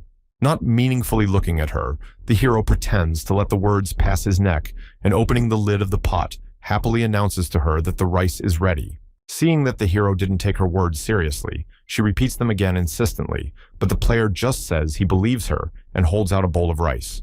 Looking at the beautiful dish, the girl clenches her fist at her chest, imagining the taste of dakdoritan with freshly cooked rice, and loses her head over it. With a smirk, looking at the hero, she reflects on the fact that he's not even listening to her and doesn't seem to be interested in what she just talked about at all. Seeing the root of the problem, the girl asks the guy if he's not interested in anything but food since she just offered him someone else's dream. A little disappointed in her words, the hero asks her with a disgruntled smirk if the game is only fun if you join a guild. She, slightly misunderstanding what he wants to convey, interjects, to which the player replies that the game is aimed at developing your character, which leads mostly just to praising your looks, and so he thinks it's not the only way to get pleasure. Looking at the world around him, he confesses to GA that the only reason for him to play is to enjoy different foods. The girl reflects that when she played as a knight in Versailles, she didn't realize that all she was playing for was fun. But when she began to play for the role of a mage in Aten, she finally began to realize what she was playing for, taking it as something enjoyable. The girl considers for a moment whether she should even bother with the difficult sword training if it's not enjoyable. Looking at the player contentedly munching on the rice with the dakdoritan flavor, she realizes that he's right, since the game really should be enjoyable. She realizes that the hero is really playing for what he likes, and asks him if he wants to add her as a friend. The hero thoughtfully considers in his head over her proposal, weighing all the pros and cons, but then the girl abruptly offers him to buy for it delicious. And our hero immediately agrees to it, offering to add now, but the girl asks to wait until she does not enter the main account. Getting up, the player says that at the beginning of the game, he ate 100 servings and can definitely cost her half of the house, on what the girl thanks him for lunch. After saying goodbye, the heroes go in different directions, and the girl concludes that from now on she will play as she wants. When Arlen comes to the shop, the hero shows him his catch, and he shrieks that it's the first time he's ever been brought so many chestnuts. The old man is especially delighted with the royal chestnut and tells the young man that he can make a special yang gang with it, in which the hero is very interested. The old man asks him about traveling to the Twilight Cemetery, and the hero says he'll go there once he's reached the level of waving off Alicia's offer. The old man asks him to wait a bit before leaving, and at that time, the player notices that it is a friend request notification from GA. Seeing that she is a level 412 mage, the hero looks at the notification in surprise and realizes that the player was not lying to him when accepting the request. The hero was sure that the girl lied to him, because according to Atina's rules, a person can only have one character, and she has two. However, the hero does not change his mind about the guild, and remembers that he still needs to add to the friends of the general. Old man returns from the comer. After handing the hero a small supply of food wrapped in paper, he tells him to eat some while he works, for which the player thanks him. The hero sits on a bench eating delicious food and talks on the phone with the general, who asks him if he has already tried the coveted yang gang. The player responds positively, saying that they are insanely delicious. The coach asks him about his future plan of action, to which the hero hesitates. However, the hero's stomach works much faster than his brain, and remembering the boss pig, he answers the general that he will go to the Twilight Cemetery. The man is surprised and asks if he wants to eat him, mentioning that in the game he is unlikely to find a butcher, but the hero decided to do everything himself. The player starts to continue the conversation by starting a phrase, but then he is abruptly interrupted by the shouts of the general that he is now on a hunt and cannot speak. The hero hangs up the phone and, getting up from the bench, is going to continue his adventure, and the first thing he does is to quickly run to the market. The marketplace is full of people where everyone wants to sell their goods fast and cheap. Among the crowd, a deal is made for goblin claws. The player approaches a young saleswoman rubbing her forehead from fatigue and heat, and they exchange greetings. When Kang Min comes out of the shadows, the girl looks at him spellbound. Thinking about how handsome he is, the hero says he wants to sell the extra items. With a flirtatious smile, she asks the guy to put items on the scale, asking what he wanted to sell. The hero replies that they are chicken feathers and chestnut stings. Pointing to the scale, the girl says that he can stack the goods with a SBDA, reasoning about his level if he sells chicken feathers. However, having considered it low level, she sees at the same moment that the scales on which the feathers are lying show as much as 60 kilograms. The girl already thought the scale was broken and looks in shock at the guy who continues to unload feathers even after notification of the scale maximum. She looks at the guy with a terrible grimace, not understanding why he destroyed so many chickens if they don't even give experience. Behind Min Hyuk, people are whispering. One player points at him calling him he, and another says he's the chicken hunter from Ardo. The girl has also heard of these rumors and, still wary, asks the hero to put the feathers once more on the scale. He affably agrees. The scales show the fabulous sum of 582 chicken feathers, and the girl wonders with horror in her eyes how many chickens he has caught. The hero also observes the number of feathers and says sadly that he thought he had eaten in the neighborhood of 700 chickens, but it seems he didn't get to 500. The girl stares dumbfounded at the guy, and at that moment, he holds out a beak to her in the palm of his hand, asking if he can sell it too.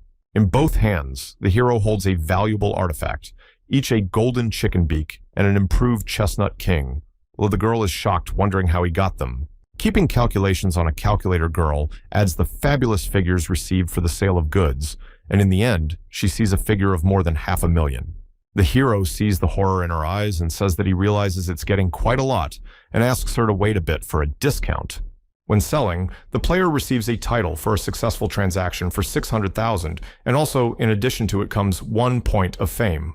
The girl is happy for the hero and says that this is the first time in her store, as the title is given only if you turn in items found on your own. The girl offers Kang Min to buy some good equipment with the proceeds, but he refuses and takes the bag. The hero tells the saleswoman that he's actually trying to get to Twilight Cemetery by picturing a perky piglet in his head. He ponders that he will need this money to properly cook the pork. Received there, the girl stands in a stupor. The girl asks where the player is going to find the group, since many go there in groups, but the hero asks if he can go there himself.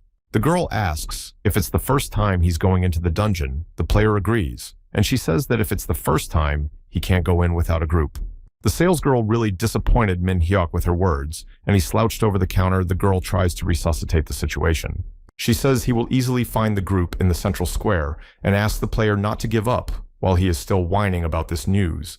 Following a disappointed game, the saleswoman yells for him to remember and be sure to join the group before going to the cemetery. Thinking about it, she suggests that he doesn't like playing alone. The square is full of people where everyone needs something from each other. The hero is sitting in the middle of the central square, holding a bag of ingredients for the pig. Looking around him angrily, he asks subconsciously if there was anyone here who wanted to eat pork as much as he did. The player realizes that in the worst case, he will have to share it with everyone, and in addition, they will eat all the vegetables he bought. Looking around at the many bags of food, the hero decides that he needs to put all the vegetables he bought into his inventory. Not far from him, a lone knight loudly announces to the entire square that there is one more spot left on the Twilight team, calling out to all comers. Upon noticing the young man, the player approaches him and asks if he can join the group, and the fighter asks his class. A little ashamed, the hero says he is only level 10 and has no class, to which the man wonders if this is his first hunting quest. The player says that it is, and the man, after a little thought and examining the hero, says that everything is fine, as he has already passed this quest more than once. The hero wonders, asking if this is true, and the young man replies that it is, and he will invite him to join the group and lead him through the dungeon. The player is officially joined, and the warrior, pointing to the mage girl, standing at a distance from them, says that those who joined before him are gathered here. The blonde-haired girl smiles welcomingly at Min Hyuk and says her name is Raku, and she is a level 13 mage. Kang Min also tells the girl about himself, and the team decides to leave as soon as they check all the equipment. One of the team taps the warrior on the shoulder and, pointing at the hero, asks if this will be too difficult a task for him. The man replies without hesitation that he often takes people to this cemetery and not to worry because the man will take care of everything. The rest of the team trusted their leader and humbled themselves, after which the commander announced to everyone to proceed to the Twilight Cemetery. As they approached the dungeon gates, the players stopped, and the leader said that when they went deeper, monsters would appear and that everyone should stay close to him. The team enters the dungeon and is notified of this. Everyone warily walks into the depths, while Kang Min quietly chews on his supplies at the end. Seeing the hero walking through the dungeon all the time without taking the roll out of his mouth, Raku turns around thinking that he is eating his 10th castella. When the girl approaches the player, she asks him if he is very hungry, to which Kang Min replies that he only eats buns because they are delicious.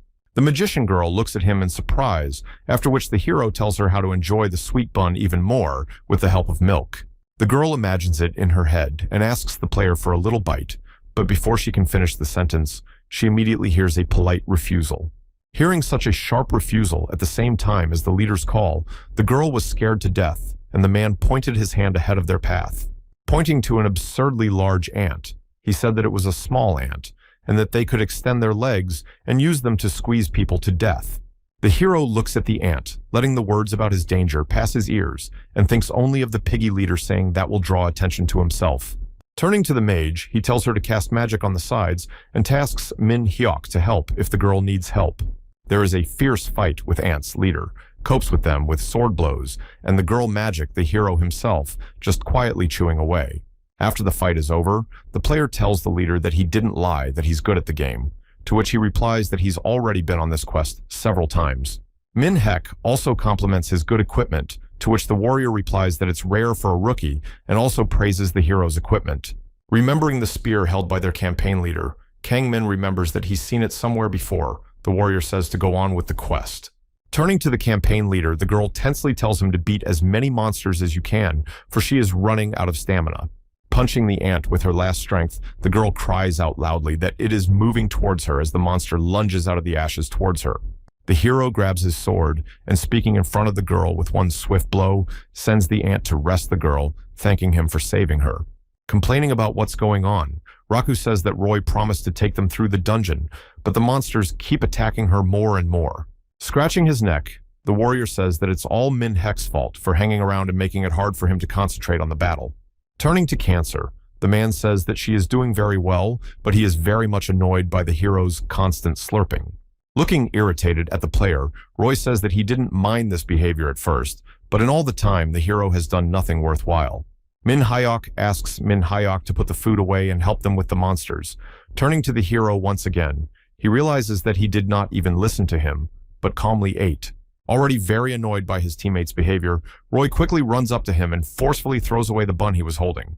The hero watches in horror as the bun flies briefly and falls quickly, causing it to completely collapse. Roy repeats to Kang Min that he told him to stop shoving bread in his mouth, to which the hero, under the influence of affect, violently hits him with his fist. The player looks just mad and with all his strength strikes Roy, who from the surprise does not have time to dodge and flies away. The girl stares in horror at the clash between the guys in incomprehension as to why Roy's half of his health is gone after one punch from Kang Min's hand. The team leader is shocked and asks the guy what he's doing and why he hit him, but the hero looks distraught and a dark aura hangs around him. After gathering his thoughts and calming down a bit, the player looks at the warrior and says that he should not spoil the food because it is not good. Rubbing the places on which the leader has fallen, he asks the hero if he is not too worried about a common piece of bread threatening him with reprisal. Roy says he's not going to treat Kang Min as a rookie anymore since he doesn't even look like he's a player quietly eating the next bun. The leader tells him to take care of himself. Now the mage girl stands shocked by their altercation, and the players continue their journey through the dungeon. Roy tells the rest of the team that next there will be sweet snakes that are stronger than ants, and he plans to kite them from here. Turning around, the leader tells the team to wait. Here, he himself will bring them here, and then they will attack, saying that soon they will see each other. The girl stands lonely, holding her staff, and after trying one last chance, asks if she is sure she can't have even a piece of bun. The hero again refuses her. With fear on her face, the girl looks forward and says something is wrong because Roy is not back yet. The hero asks if she has tried writing. Opening a chat with the leader in which he replies rather monosyllabically, the mage girl says that Roy has not yet responded to her messages. Suddenly, out of the darkness of the dungeon, a leader quickly picks out a leader shouting to his teammates and loudly shouts to them that things are bad. After running away from something truly terrifying, the warrior shouts that a big sweet snake has appeared in the dungeon, which probably scared him so much. The girl, fearfully holding both hands on the staff, interrogates the leader about the big sweet snake. The hero is still as calm and with bread in his mouth. After a bit of breathing, Roy says that there were too many monsters around that he accidentally attracted, so he had to run away quickly. Looking fearfully at the other team members, the leader says that now he will need help from both of them. The girl loses her guard. Turning to the player, she does not have time to react to the leader's quick attack on them, and the hero with a sharp movement reflects the blow that could destroy her. Roy quickly rebounds, he unexpected parry, and the heroes realize that their leader is not who he says he is. The hero covers the girl with his sword. With a calm but slightly crazed look, Roy looks at Min-hyuk and asks him if he knew it was a trap all along. Out of surprise, the girl starts yelling at the team leader what he's doing and why he suddenly attacked Kang Min all of a sudden. Our hero calmly replies to the girl, without taking his eyes off Roy, that he did it because he is a pikashnik, that is, a man who kills other players. The campaign leader asks the player how he guessed this, and the player calmly points him to the spear he mentioned earlier. The hero recalls that he had already seen it in another player's possession when he was standing in the square when he was bragging about his new find to a friend, praising the spear. Leading the reasoning further, Min-hyuk says that unique artifacts exist in a single copy, and if he has it, then he stole it. The hero tells the leader his hunch that he's gathering players with good equipment to steal it, asking if he's right. Stretching out in a sickly smile, Roy replies to the hero that he's very bright for someone who chews bread all the time, but says it doesn't matter now. Looking at the frightened mage girl, the fake team leader says that he only has a useless mage to take care of in battle, and pointing his eyes at the young man next to get rid of the newcomer to the game, not even having a class yet.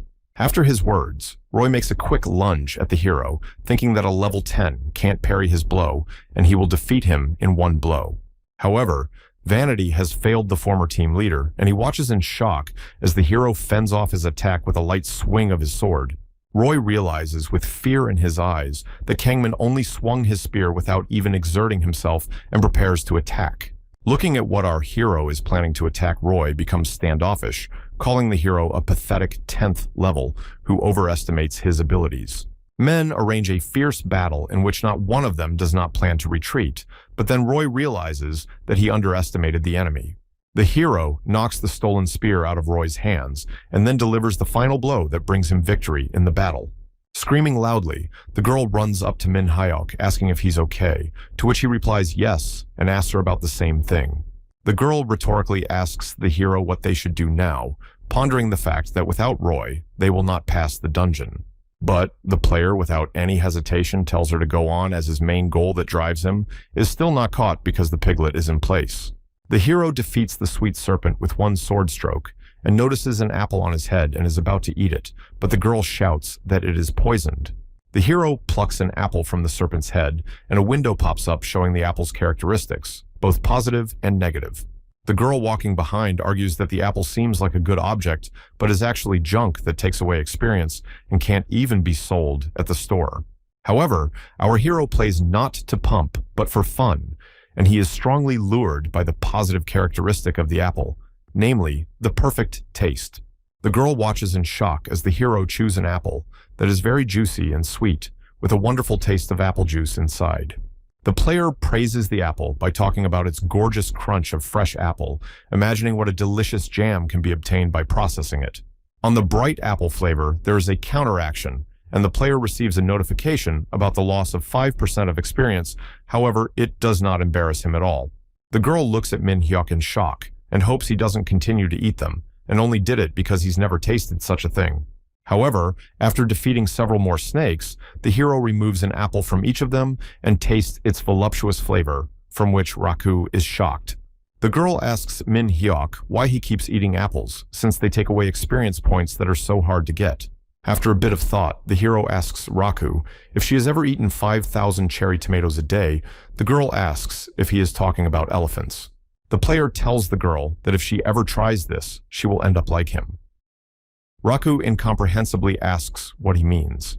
The hero says it doesn't matter and calls the mage to go ahead since they still haven't caught the coveted piglet the hero came here for. Having passed into the depths of the heroes, stand in front of a huge door behind which there should be a boss, and the player, addressing himself to the piglet, says that he is going to him. Seeing a small golden pig that is the boss of the dungeon, the girl fearfully bounces behind Kangmin's back. Raku tells the hero that this is a special boss that appears rarely, and the reward for him is much higher than over the usual ones. However, he is very strong. Without a drop of fear, the hero stares at the pig with distraught eyes, replaying in his head all the parts of it. The girl, in shock, asks if he heard her. However, the hero is afraid not of the difficulties and not to eat the pig, and sharply rushes into the fight, striking the pig at once several blows in the air. The dungeon boss falls down, but he is not going to give up, and rises up and launches a new attack on Kang Min with a scream and quickly runs at him. The girl tries to help Min Hyuk by shooting fire at the boss and yelling at the hero to be careful, though the player doesn't look like he needs help. The hero is distracted by the girl and thanks her with a friendly smile, but at the same moment, the boss sees that the hero is distracted and flies into him. The girl loudly calls out to the player while he stands pinned against the wall by the horns of a large pig, who proceeds to activate a critical hit. But at the same moment, the hero gathers his strength and attacks the pig with a powerful sword strike that fully enters the boss's carcass and kills him dead. The hero, wiping his forehead, tells the mage that he wasn't as strong as they said, to which she panics and asks if he's okay, saying she'll bring the sword. The hero's quest is completed, but telling the girl about it at the moment, it is interrupted by assigning him a divine class. The player has become the god of food. The game also writes that he has gained the food, god skills, and the hero begins to quickly look up what his new class denotes and what the food provides. The hero is delighted with his new abilities that will make it much easier for him to gather meat and vegetables, cooking, and other factors related to food. From the way the hero shrieked and then abruptly fell silent, immersed in thoughts about the difficulty of plucking chickens, Raku looks at him fearfully holding his sword. Looking at the skill, true value of food, the hero reads the description, and does not believe that his characteristics will grow from food because it is too good. Looking at the huge pile of what fell off the boss, the girl asks the hero to look at the loot and give her hand to give him the gold and staff. The hero tells Raku to keep it all for himself because he is not a mage, but the girl protests, saying that he is the one who defeated all the monsters and deserves it. Then Raku asks Min Hyuk if he likes bread, and his eyes light up with joy, and he asks if any more bread has fallen out. The girl says she hasn't, and asks if the player has heard of sun wheat. The girl says that it makes bread much tastier. Raku says that wheat only grows on the plains of Bordi, but now they are overrun by goblins, and there is no way to grow and harvest it. Because of this, the village asked for help from the hunters to clear the plain, and as a reward, will give the plain with wheat. The player listens admiringly to the story. The girl says that many players refuse because the reward isn't big, but Kang Min likes it and thanks her for telling her. Raku, smiling happily, tells the player that she should have thanked him because it was only because of him that she finished the quest so easily, and would like to replay the dungeon together so that he also took the valuable loot. But she has to leave. The hero replies that all is well, saying thank you to her. The girl thanks the player and tells him to have fun exiting the dungeon and leaving him alone with the cherished piglet. Kang Min touches the piglet and activates his new ability with the command ingredient gathering, and the piglet flies away piece by piece into his inventory. The player, looking at this, reflects on the fact that now this video game he likes, the hero decides to have a dinner right in the dungeon. Min Hyuk has made all the preparations, and looking at the sliced pieces of pork greets her and hopes it's enough for his lunch. The player places a piece of meat on the grill and marvels at the wonderful sound. After thoroughly grilling it, he cuts the pieces into smaller pieces. And not forgetting to dip each piece in sesame oil with the salty seasoning held in sticks, he brings the first piece of pork to his mouth. After chewing thoroughly, the hero takes an animalistic delight in the dish and begins to try different interpretations of eating such pieces. Clutching his head with indescribable happiness, the hero, shrieking with pleasure, thinks that it is too delicious. The hero says that he wanted to cook another meal, but it looks like he'll just eat it all, and then he activates a skill that gives a boost to his stats. By combining different ingredients, the hero also gains 2 extra points to the power of pondering the combination of dishes. The hero reasons that the fantasy combo is another effect of the skill true food value, but doesn't understand what makes the stats grow. Looking at the skill description, the player asks himself if his characteristics will decrease if he mixes 2 incompatible dishes. Looking at the food, the hero says he wants to find out soon, but now he'd rather eat what he's made. At one of the training bases is the selection of the commander shouts to all those who want to join the group to stand in line, asking each player what he's good at. The man writes it all down on paper. The first 2 talk about weapons, and our hero answers that he's a good eater. Scratching his hand behind his head and looking at the guy, the man thoughtfully says that it's very good. Kang Min smiles at him welcomingly. Seconds later, the man reaches the guy's words and interjects, "Did he really just say he specializes in food?" To which the hero agrees and says that he is not picky in dishes and eats everything that they give. The man laughed and called him a foreigner with a good appetite. The man announces that all the soldiers and new arrivals are going hunting in the afternoon, and the hero immediately asks if they will be fed beforehand. The man responds positively to the player's question, but the others don't like it as they were hoping to go right away, and many have already eaten before entering. As they approach the lunch line, Min Hyuk turns to the man who is interviewing them and tells him he'll bring his portion, for which he thanks him. The hero looks at the menu with interest, and even stutters a little when he notices the hamburgers that were first put on his tray. The player asks for 2 servings and, as well as himself, carries the commander a hamburger, fries, and a glass of Coca-Cola with ice on a tray. The man waiting for Min Hyuk at the table calls him over and they exchange pleasantries, and the commander says he'll be pleasantly surprised. The young man takes the first bite and immediately delves into the delights of describing individually each ingredient of the hamburger. Moving on to the potatoes, he raves about their perfect frying to a golden brown and their perfect pairing with the ketchup. And also feeling a slight thirst, the hero can take a sip of cold cola with ice, which will fill the whole mouth with small bubbles. Surprised by such mastery of cooking, the hero, almost shouting, asks the commander if it is all cooked by a military cook. The man says the strangers think that since it's soldier food it must be tasty, but he thinks Len makes delicious food. A player sitting holding a hamburger asks who Len is, to which the man replies that Len is the captain of the military cooks. The hero receives a notification that he gets 2 points of strength and health, and he realizes that the stats increase from any good food. He argues that the food he cooks from recipes on the internet is literally nothing compared to a professional dish from a chef. Considering it a nice bonus that extra points are given for doing so, the hero asks the man if he can be registered as a military cook. The captain walks Kang Min into the kitchen and asks Brack if he can help the hero join the military cooks. The player twirls his head admiringly. The player sees that inside the wagon is just huge, thinking it's magic. Brack replies that the team is already full, but the man asks to do a favor. He offers to entrust him with a small job, and as soon as he gets any hope, he quickly runs away, leaving Min Hyuk to the cook. As the old bugger runs off, someone behind the hero asks him in a heavy voice if he wants to be a military chef. Brack stands, startled. Turning around, they see a tall, blonde-haired Captain Len. The hero admiringly says that he dreams of becoming a military chef, but the latter refuses him. The captain says that there are no places, and that the young man should look for another place, to which the hero asks him to change his mind, because this is exactly what he needs. Crossing his arms, Len says that the cooking buffs are much weaker than the others, and the outsiders want to level up faster, interjecting to ask if the hero is sure. The captain asks if the young man is here for more portions, but he flatly says he just wants to learn how to make the food tastier. However, in his head, the hero doesn't mind picking up his own scraps of food. Pointing to a bag of garlic, Len gives orders to peel it in 20 minutes.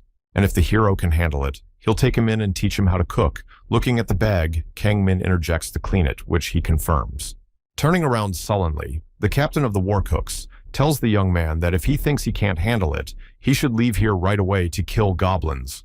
At the same second, the hero, interrupting Len's monologue, uses the command to gather ingredients. The commander interjects him, to which he replies that he has done everything. Aggressively snatching the bag from Kang Min's hands, the captain yells at him, asking how dare he lie to his face. After a second, however, Len stares in surprise at the bag of garlic, asking himself how he was able to peel an entire bag in a single moment. Raising his eyes at the guy, he shockingly asks how he was able to do it. But before he could say anything, the hero, interrupting, rather asks what else to do. Looking at the floor, the captain realizes that now he is obliged to answer for his words, and the hero has a quest to learn culinary skills. The first task of the quest is to learn the skill of slicing. Len explains to the hero how to hold a knife properly and how ordinary people do it. Showing him how to do it properly, Len tells him to pull the knife towards him when slicing and asks him to hand it to him to demonstrate how to do it. Len explains that one of the reasons for slicing in this way is to keep the ingredients fresher longer. The hero diligently observes. The grinning captain looks at the player and thinks his eyes are full of interest, and so he didn't lie about wanting to learn how to cook. Wiping his hands, the captain says that this is one of the basics to memorize, and now he has to cook dinner, to which the hero happily replies. Pointing to the spoiled radishes lying near the stove, Len says that Kangmin can hone his skills on them and not use anything else. Leaving the captain says that in the vault could be left ingredients and allows the hero to eat them, to which he responds that the captain is the best thanks to him. Looking at the leftover radishes, the Flax ponders the fact that it would take the rest of the day without rest to slice it all up, though many would give up halfway through. After getting out of the cart, the commander is called by a man who says he heard that Len has taken on a new employee today. The man says it's unusual for the captain because he doesn't like strangers, but he says he promised and the guy works very hard. The man says he's glad to hear that the guy is interested in this endeavor, and asking what's for dinner gets the answer, tonkatsu. As he leaves, the man waves and says he can't wait for him, wishing him good luck. Len also responds with the same wish. Walking back in, the captain decides to check on his charge's progress with the assurance that he should have sliced half of it by now. Walking into the room, Len hears a familiar sound and sees in front of him a huge mountain of thinly sliced slices of radish that he told the hero to slice. Looking in surprise at the tall mountain of radishes, the man thinks to himself that it was Brack who sliced it, but stays on the thought that it is the player who is addressing him. Looking at the captain, the player says he still has some radishes left, and a notification appears in front of his face that his slicing skill has reached 100. Len asks, surprised, that he's been cutting radishes all this time, but the hero is distracted by the notification that his cooking skill has reached maximum. The player says that it was, thinking that later he will look at all the criteria and characteristics of the skill Len asks if his arm is not tired. Picking up the knife from the table, the hero looks at the captain with a confident smile and says he's fine and thinks he's starting to get the hang of it. Looking at how the player sharply slices another radish, man admires there that the hero all this time trained tirelessly. The captain believes that Kangmin's slicing skills have grown considerably, and it probably wasn't empty words then in their first conversation. Len claps his hands and tells the player that he did an excellent job for this. The hero thanks him and calls the captain a teacher. Len beckons the hero to approach him, and when he responds in incomprehension, the captain explains that he wants to teach him how to fry tonkatsu. Len asks the hero to look at the meat and says the first thing to do is to get rid of the blood in it and season it with a little salt and pepper. Player listens attentively. Teacher continues saying that if you overdo the salt, the meat will lose juiciness, so you need to correctly calculate the spices. After spices, the meat should be slightly coated in flour, then dipped in egg and breaded before frying. The player looks at the chef in surprise. Kangmin questions the teacher about what he just said, but he ignores the question and continues saying that he will fry the first piece. Looking intently at the dish, the captain says the meat will only be ready when the breadcrumbs move to the center and begin to float. The hero stares in amazement at the tonkatsu, and the chef hands over the sticks and asks him to try it. But first, we need to make sure the temperature is optimal. The hero pensively pours the oil. He's making tonkatsu for the first time and plans to try hard to get the oil heated up.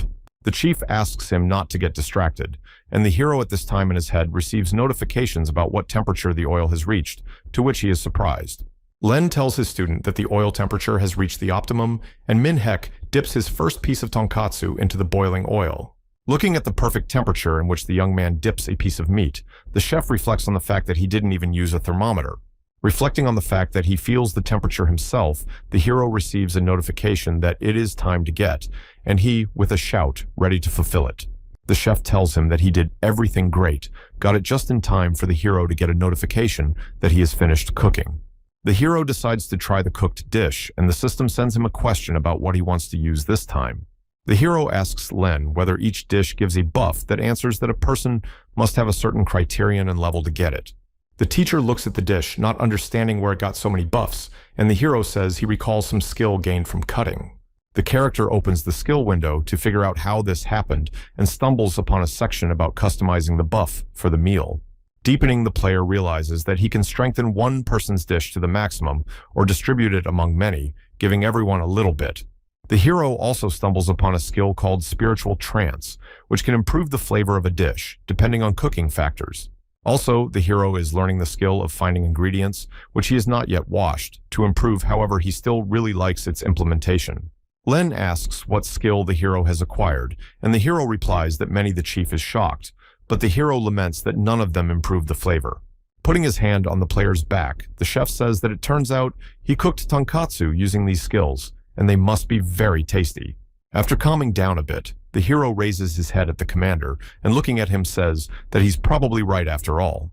Looking at a tidbit of Takatsu as a hungry zombie hero asks Len if he can eat it, to which he replies that of course you can. Having chopped vegetables and prepared a sauce, the hero prepares a whole plate of various food and thanks for lunch, sits down for a meal. Cutting off a piece of tonkatsu, the hero hears the crunch characteristic of breaded food and happily looking at the cutlet, he hopes it's great. Taking a bite of the hero is blurred by the allure of the sweet and salty sauce, combined with breadcrumbs, creating the perfect combination. The mixture of the crispy layer and the heavy sauce create a splendor of flavor that flows into the delicate flavor of the pork, bringing everything together. But the hero also doesn't forget the cut of vegetables that cleanses the taste buds with its freshness, and on top of that corn, sweetness. The player experiences real, genuine happiness, and the chief behind him asks him to help the others prepare food for the soldiers when he's done. Tired after a hard day's work, the hero falls asleep on the table in one of the rooms, but Len accidentally wakes him up, saying that he has done a good job. Looking at the commander, player Min Hyuk tells the teacher that he needs to eat too, but he sits down at the table and says he's fine. Looking worriedly at the commander, the hero says in a worried voice that in all this time, he has never seen the teacher eat. Len, holding the mug, says he is one of those who supplements food with medication. The hero assumes the teacher is doing this to find a new flavor. Setting the mug of hot drink down on the table, the captain says he's trying to make sure the others like the food he's prepared. However, the teacher confesses to the hero that he has never in his life felt in his mouth the taste of food prepared by him. Looking sadly at the captain, the hero asks if it is related to some disease, but the teacher replies in the negative, saying that it is not that. Then the hero asks in surprise how he could become a chef if he doesn't even know the taste of the ingredients, to which Len says it's dexterity skills. The captain bet everything on his dexterity skills, which when improved, gave him the ability to increase the flavor of the food he cooks. And thanks to these skills, you can cook like a real culinary artist. However, to get to that level, you need an awful lot of practice. The teacher turns to the young man with a smile, but interrupting himself on the word, says that he will already go to rest, rising from his chair and taking the mug with him. With sadness and longing, looking after the departing commander, the hero discusses what it is like not to feel the taste, comparing potatoes with rubber. Looking at the table, the player thinks that since the teacher taught him how to cook, he wants to repay him in the same coin. Standing up from the table, the hero activates the ingredient search skill, which is only available to him 3 times, and chooses to search for Chinese food. The system also asks him to select the buff effect of a given dish, to which he sets the command to bring the dead sense of flavor back to life. It's the next morning, and the kitchen is full of cooks who are preparing for breakfast. In the middle of the room is Brack and gives commands to his subordinates. While cooking, the hero wistfully thinks about the fact that the 3rd day has passed since the activation of the skill, but he still hasn't heard the notification. With sadness on his face, he thinks about the fact that it's probably still impossible the other cooks are whispering about how unusually loud it is outside.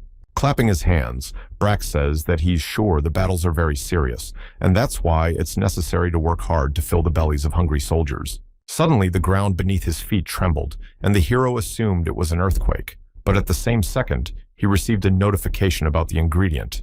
People shout that the camp has been attacked by a group of orcs discussing that this place is far from their village, and the hero realizes that the chieftain's essence is his ingredient. After putting on his gear and grabbing his sword, the hero quickly runs out of the cart and the cooks are shouting after him, asking where he's going. In the courtyard, there is a commotion of soldiers fighting with orcs, and the hero quickly notices their leader, who is 2 heads taller than his minions. There is a discussion among players on how to escape from here, sounding the suggestion of unlogging and others panicking how newbies can handle it. The orc chieftain swings a huge sword at the 2 players standing near him, but the hero is not intimidated by this, he thinks only of the essence. An orc runs up to him from the side, but he kills him with a single sword strike without even looking. He is attuned to his target and ponders the fact that he needs her. The hero, with shouts, rushes into battle, quickly approaching the leader. Lying player turns to him, wondering if he is crazy, but he does not hear him. The orc notices the hero's advance and goes straight to the attack, but the hero quickly bounces off his huge and heavy sword. After analyzing the situation, the hero realizes that the orc cannot quickly swing such a heavy sword, and he just needs to catch the moment. Calculating the time until the orc chieftain raises his huge weapon, the hero strikes him with a lightning-fast blow and simultaneously dodges his attack. Looking at the huge green monster, the hero thinks that he relies on strength, so he is at a disadvantage against the fast player. The hero activates the skill of 3 speedy strikes that even show him the orc's weak spots that he quickly jabs at. Unable to withstand the hero's final attack, the orc chieftain falls breathlessly to the ground, and everyone around him starts cheering, because their chief knocked out the orc chieftain. After repelling the attack, the soldiers speculate why the goblins appeared here, coming to the conclusion that they were hunting goblins. Everyone praises the chief who made the turning point in the struggle and continues to discuss further plans and expeditions. Len seats on the bench, remembering the conversation with the hero who told him to take a bath and wait for him, but he promised not to eat anything and is surprised at that. Showing fatherly love and care, the captain thinks that this is only a small part of what he can and should give to this child. The teacher is about to enter the tent, and immediately at the entrance, he is greeted by Kang Min, who greets him with a friendly hello and closes the passage. The student pretends to interview the captain as if holding a microphone and asks how much free time he has. On reflection, the teacher says he'll get right to the point, answering that he's bored just breathing, to which the hero replies that he's probably tired.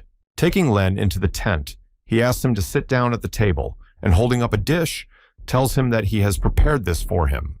Opening the lid, he points his hand to the plate, saying that this is a tansuyuk with the essence of the orc chieftain that is in the sauce.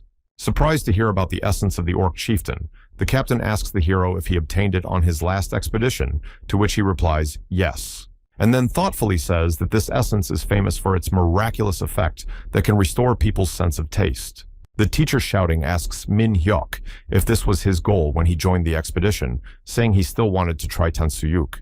The teacher is usually cold, almost pale, without being able to say anything, and labeling it, the hero says it doesn't matter, and let him just eat it. But then the hero interrupts him, and takes the plate right out from under his nose. The teacher shrieks sharply, asking what he's doing. The hero is confused, and says he just wanted to add sauce, but the teacher objects, saying that fried food must be crispy. Min Hek protests as well, angrily shouting that tansuyuk should be eaten with sauce to combine the crispy layer with the tender meat inside. They have an altercation, where the captain shouts that it was not necessary to fry the meat then, and the player says that he can't even taste it, so he doesn't know. The men simultaneously fall silent, breathing tensely as they stare at the table, and then just as simultaneously begin to laugh at the situation that had gotten them so heated. Then the captain finds a compromise, suggesting the student add sauce to only half of the dish. The hero suggests Len try the dish first. Holding a piece of meat in his hands, the captain carefully sends it to his mouth, and for the first time in his life, feels any flavor from the food. The teacher feels the barely perceptible flavor of the dish on the tip of his tongue. He describes combining the sweetness of the sauce with the crispy top layer of roast pork. Their combination leaves a pleasant aftertaste, and the captain, who tasted the food for the first time, quietly tells the young man that tansuyuk is wonderful. The man lowers his head with delight and happiness, laying it on his hand and saying that it is very tasty, to which the hero says that it is too early to be touched. The hero pulls out 2 more bowls of jjajangmyeon and chumpong from behind his back and says that noodle dishes taste better when eaten with wooden chopsticks.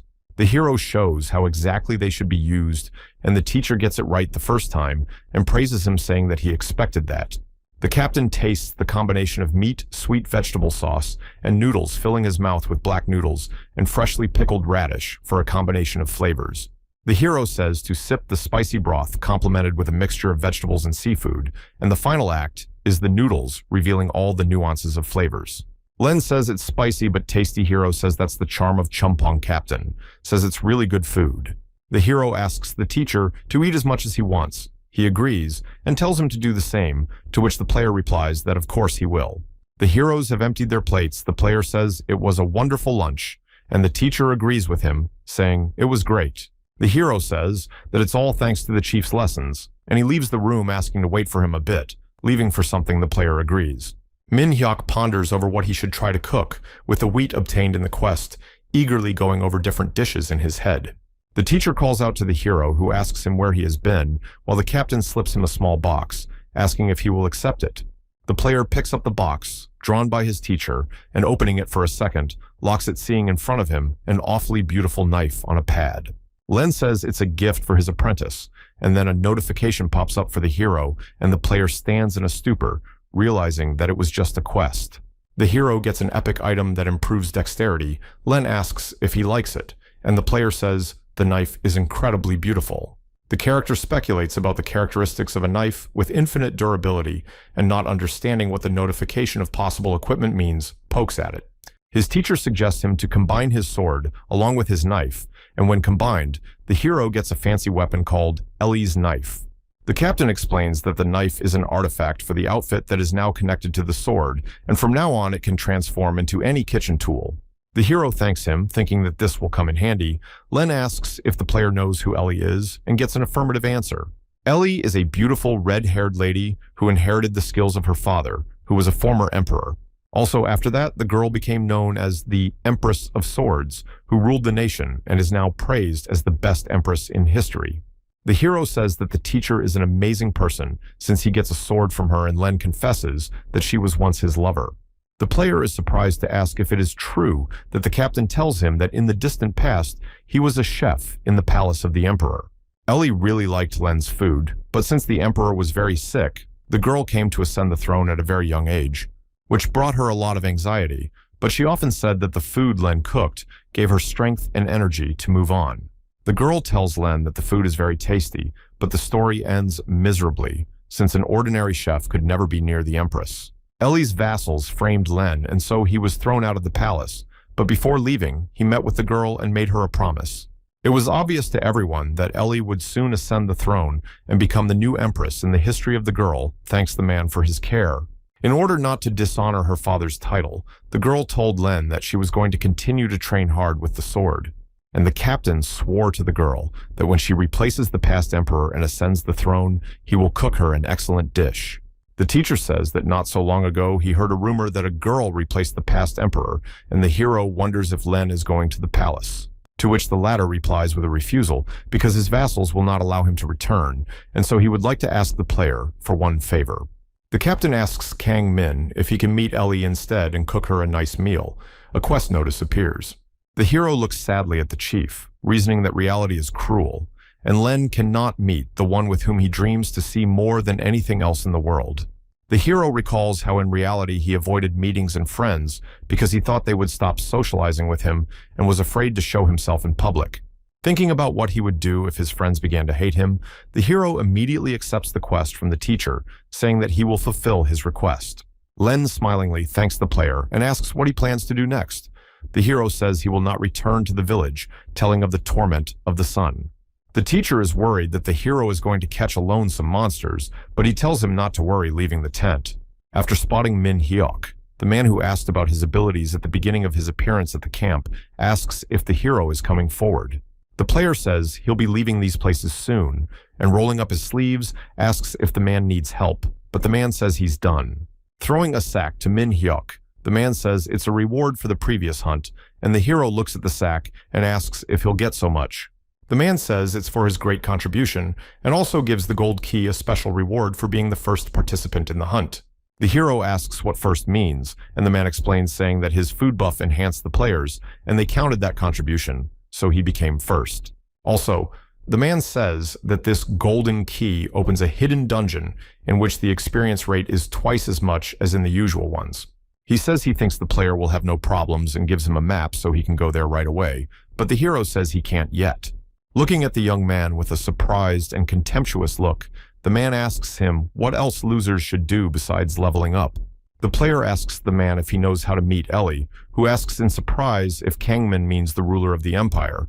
He says that he can see her on a walk, but the hero needs to meet her and share dinner with her, and the man asks him to forget about it. He says that Ellie isn't just some ordinary townie, and the hero thinks that things probably won't be so easy since Ellie is an empress. The player returns to reality and sitting at the computer looking for information on gaming sites and forums to find out how to meet her. While reading an article about some daredevil who tried to get attention by shouting, the hero reasoned that he could just shout that he was Len's student. However, after reading the article to the end, Kangmin sees that this daredevil has been sent to prison for 10 years and decides to look for another way. Stumbling upon the news that the Empress is looking for a successor, the hero realizes that if he gets to the tournament, he will have a chance for an audience. However, only those who have reached the 80th level can participate in the tournament, and the hero thinks that he will arouse Ellie's interest by talking about Lena. The player decides he needs to level up, and after killing a lot of goblins, one of them turns to Min Hyuk and shouts that he's a crazy person, and asks him to stop slaughtering his companions in battle, but the hero doesn't listen to him, and with a request to shut up, gives him a decisive blow with his sword. The player looks at the defeated enemy and sees that even from the monsters, Fallout skill books at the moment Kang Ming has reached the 55th level. After opening the book, the hero realizes that he got a pretty good effect, but when he tries to use it, the system refuses to let him do so. The notifier writes that the player does not meet the class requirements, and he angrily shakes the book, asking if he can teach cooking, and this one can't. Frowning, the hero slams the book shut loudly, but realizing that he can't do anything about Atina's rules, he's just going to sell it. Turning around and exhaling, the hero looks at the tower doors, remembering the man's words that double experience points can be gained in the hidden dungeon. A little worried hero brings the key to the door about to insert it, and ponders what kind of dungeon it might be and what is hidden in it.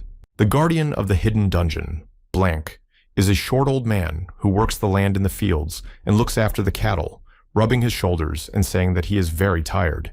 As he walks a little further, he sees Min Hyuk turning his head around and wondering where he went after entering the dungeon.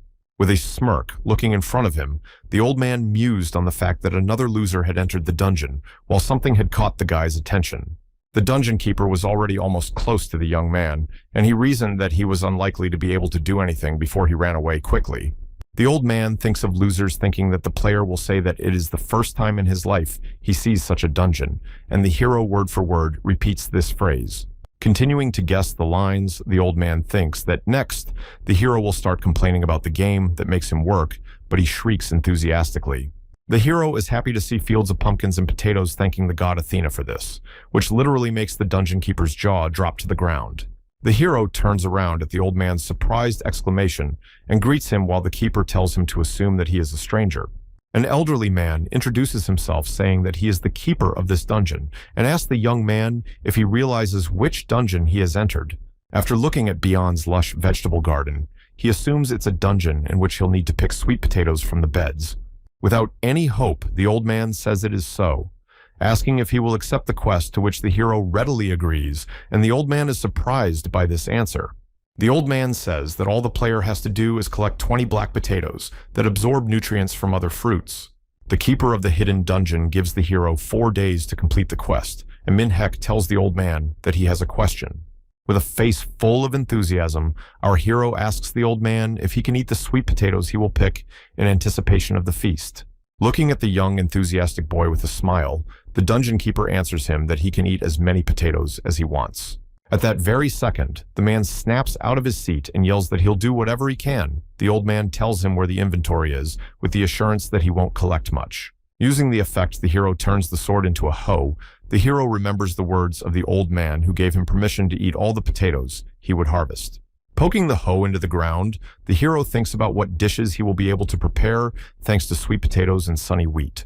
However, the player is waiting for some disappointment due to the fact that he is new to this business of digging hard ground he is given with great difficulty. He gets a notification that he has 1% of farming learning so far, and after realizing the point, he starts pounding the ground with a hoe. However, for each blow, the hero receives only a fraction of a percent, but this does not stop him, and he, dreaming of potatoes with excitement, continues. The hero reaches his first fruit, and with eyes full of joy, pulls it out of the ground with force, shrieking that it is a sweet potato. The narrative takes us to a city where paparazzi are interviewed, saying that there is an unprecedentedly large number of newcomers to the tournament. They ask what Ms. Jushia, the younger sister of the third-ranked player in a 10 Kane, passing next to her, thinks of the other world. Without giving the girl a pass, reporters say that he earned the class Ghost Warrior, which is the best among all the legendary classes. She is annoyed by this abundance of attention, but the paparazzi are not relenting and ask her to share some of the methods by which she achieves success. Turning to the microphone, the girl angrily says that power doesn't come only to the special ones, but before she can say anything, her brother covers her mouth, pulling her to him. Holding his furious little sister in his arms, Kane smiles affably at the camera and says that the world is big and no one can predict what will happen. The reporter says it was the humble opinion of the third-ranked player in Aiton Kane, who has a seemingly perfect relationship with his younger sister. Looking at the girl, he recognizes that her skills are far superior to other players of her level, but becoming vain won't do her any good. Kane argues in his head while looking at his sister that the world is not as simple as it seems, because there are many variables that affect it every moment. The old man stretches after waking up from his sleep and says that it's already been a night of the player's stay here, and he still hasn't heard the signal of his departure. However, he suggests that he might have missed it in his dream, but then he notices a gazebo in which he sees some movement that attracts him. The old man looks in and yells what he's doing there, while the hero lies under a blanket reading a book, and calmly says he's eating sweet potatoes. The Guardian says he's more embarrassed by the pose, but the hero immediately changes the subject, saying he also picked all the black potatoes. Staring in amazement at the basket of potatoes, the old man doesn't understand how the hero did it in one night, wondering what tricks he used. Seeing how tenderly and reverently the hero peels the potatoes and takes a bite, the old man drools and asks Kangman if he has fried the potatoes. To which he replies negatively without taking out the potato from his mouth, says that he boiled it. Keeper asks the guy to try a piece. The slightly greedy hero looks at the old man unsatisfactorily, saying that after all it is his farm, to which the old man asks for just $1,000. Taking the potatoes, the old man, looking at the basket, asks if he has collected so many black potatoes, where did he put all the other good ones? The hero shudders in fear and quietly burrows deep into the blanket, trying to hide from the eyes of the old man, who stares at him in shock. Realizing what happened, the keeper shouting asks if he ate it all. The hero excuses himself by saying that he allowed it, and there is no way back. From the realization of what has happened, the old man's soul leaves his body for a moment, and he remembers his harvest in a semi-conscious state. Hugging the basket of leftovers, the hero, shocked, looking at the reaction of the old man, offers him another one, to which he says that he really let him eat everything. The dungeon keeper, realizing that the hero has completed his quest, offers him a choice of 2 rewards, a plain old seed and a double ring of Mahaba. The player passionately reads that the double ring gives a defense bonus and the ability to absorb a special attack and return it. Kangmin says the old man has a great selection of awards, to which he asks if the hero takes the ring since he likes it so much. However, the hero asks a question about the seed and asks what fruit will grow from it, to which the old man replies that the fruit will be juicier and tastier than usual. The hero interjects about the flavor, and the dungeon keeper replies that it will just taste better and won't give any effect or buff to the hero. However, the old man withheld that the choice is a test in which many choose the ring, seeing its power, but forgetting that they came to the farmer's dungeon.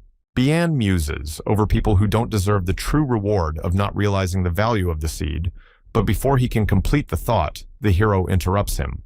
By pointing a finger at the seed icon, the player says he chooses it, and with a friendly smile explains to the old man that he doesn't need the ring.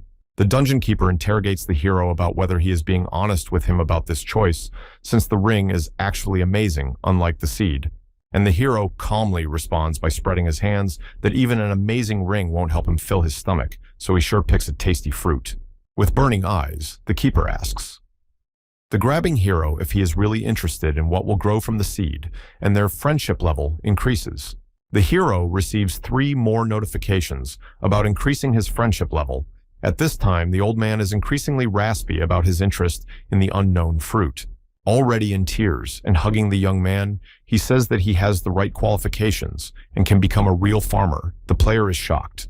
Finally, the dungeon keeper gives Kangman the box, but he can't stand it anymore and yells at him for choosing a seed that he already knows. Being in complete happiness, the old man says that there lies both items, since the hero is worthy to possess them both at the same time. The seed is given a hitherto unknown name and also a hidden detail, while the old man, wiping away tears, marvels that the hero is a real farmer. The player, looking at the farmer's reaction and description to the seed, ponders whether this choice wasn't an obvious one, forgetting that he's the only one who likes to eat so much. The hero looks at his stats with delight, noting that his manual dexterity has increased significantly and his ingredients have gotten better. The old man says he always wondered who would want to come here to harvest and pick a useless-looking seed. saying that the player is the first to do it with a pitying look at Beyond. The hero says he did it because the old man's sweet potatoes were very tasty. The old man smiles warmly after thanking the young man and says that he is very pleased to hear such praise and believes that only a hero can be entrusted with the quest. With a stern face, the old man says that recently in the field, there are people of sweet potatoes that bring trouble and asks the player to get rid of them. Bian explains that the sweet potato people are black potato planting mobs, and since he disturbed them, they will come out to take revenge on the hero. After reading the terms and rewards of the quest, the hero focuses his attention on the mentioned golden sweet potato, and his eyes light up with enthusiasm. The old man asks Kangmin if he's willing to accept the quest, but he runs away and says he'll start it right away. The old man tells the hero that he can find them in a sprawling field, and that the sweet potato warriors will appear after he deals with their men. Quickly running to the place appointed by the old man, the hero discovers a lot of huge tubers in the field, popping out of the ground and prowling around. Approaching them, the player, shrouded in an ominous aura, asks if they are the sweet potato people, to which the tubers turn towards the sound with fear. Swinging his sword, the hero strikes a lightning-fast blow at the top of his voice, shouting at the potato to stop spoiling the rest of the crop. Having coped with the tuber, he says that one is ready, and with shouts, the potato rushes at the frightened tuber. After a time, the hero fulfills the quest with people. The hero gets a notification that he has earned a willpower point that he didn't even know he had until then, and says his will to eat is irrepressible. Hearing a loud roar behind him, the player turns around and sees a huge club with a spear in a powerful pumped-up hand in front of him. At first, Minhek assumed that this was the one golden potato boss, but then he realized that it was just a single sweet potato warrior. Clutching his sword, the player ponders that he needs to defeat this huge soldier in order to lure out the golden sweet potato. Distracted at the thought of the boss, the hero imagines what kind of dish he will make for himself when he defeats the potatoes and finishes the Guardian quest. From these thoughts, the grief is drooling, and with burning eyes, he tells the warrior that when he examined him, he realized that he looks quite appetizing.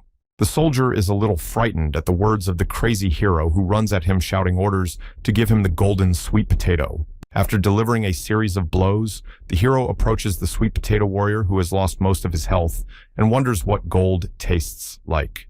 The soldier quickly starts to run away while the hero hurries after him, and coming up to him, he tells him to stand still and give him his golden potato. However, at that moment, the warrior sticks his hand into the ground and plucks a potato from it and quickly eats it, restoring his health. The hero is shocked to see this and realizes that in this case, he needs to try harder, and with a swift blow, chops the potato into 2 pieces. With his blow, he receives the golden potato, and looking at the remains of the potato warrior, ponders its perfection to the core. Returning to the scene of the battle, the hero is very much beckoned by the beauty of the potato, and he wishes with all his heart to taste his opponent. However, he quickly comes to a realization and turns away, reasoning that it is still a monster, even though he has eaten a pig in the past dungeon. Coming back to the gazebo, the hero slices the potatoes he received into cubes, while singing a song about golden sweet potatoes. Looking at his utensils, the player realizes that he was going to steam a dish from it, however the pan that he has does not have a lid. Now the player doesn't know what to do with the diced potatoes, but comes to the idea that they are best stacked without touching the bottom and steamed that way. The hero picks up a whole potato from the frying pan and flips it from hand to hand because it's so hot, and breaks it open to admire its appearance. The hero describes the flavor of hot potatoes, which are even better when cooled in the mouth, and the indescribable sweetness that cannot be found in sugar.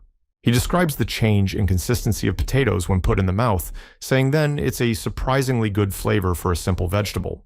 And once the potato causes some dryness in his mouth by absorbing the moisture, he munches it up with a slice of cold and fresh danshimi. Moving on to the sliced potatoes, the hero says that before sprinkling them with sugar, which created a nice warm caramel coating around them. Reveling in the delight of the food he cooked, Kang Min says the golden potatoes turned out so delicious that he would eat them forever. A notification appears in front of the hero's face that a new skill can be used, and he successfully activates it to try it. The Absorb and Move skill unlocks a fancy food connoisseur, which activates his new skill set and generates a quest. Looking at the notification window, the hero wonders if he has gained a new skill, wondering if he could not do it, even thanks to the book.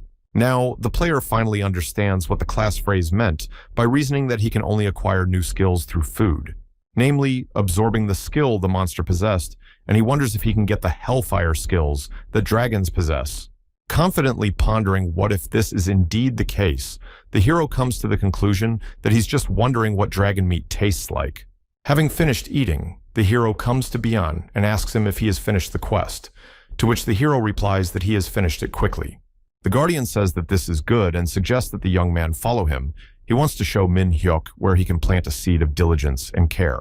Satisfied with the old man's words and the fact that he may soon see a harvest, the hero asks if he can plant it at once. But walking a little further, the hero notices a door in the wall, which he has not seen before. Then the old man invites him to go inside after him. Quite scratching his nose, the old man says that this time it is a field of potatoes from its size. The hero comes to indescribable delight. 2 weeks later, the character looks very tired. In real life, the doctor asks Min Hyuk if he sleeps at all for any length of time. The player says that although he is tired but he is fine, the man asks if he enjoys the game, to which the player replies that very much, especially because of the food. Coach smilingly looks at Kang Min and says he's happy for him, but asks him not to abuse him, to which he agrees, and the doctor invites him to go.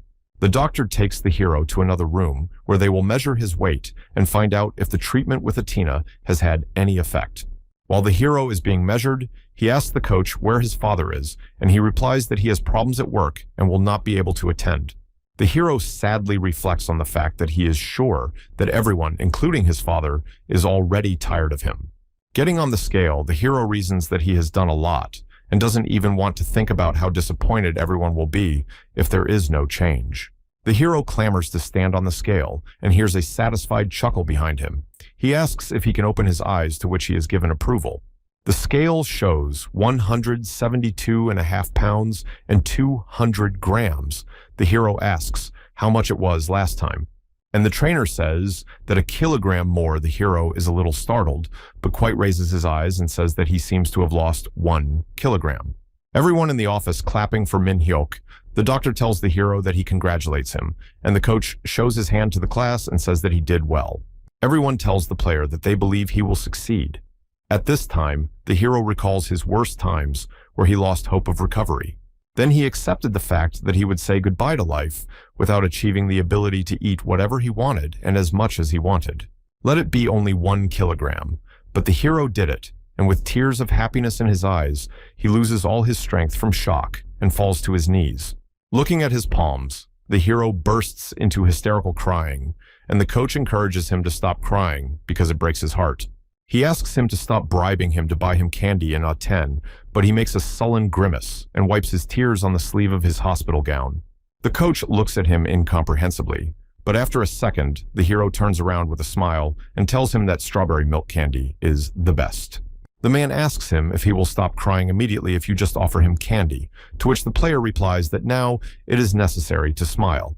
Remembering how thin he was in Versailles, the hero thinks that maybe he will be able to return to his former shape someday.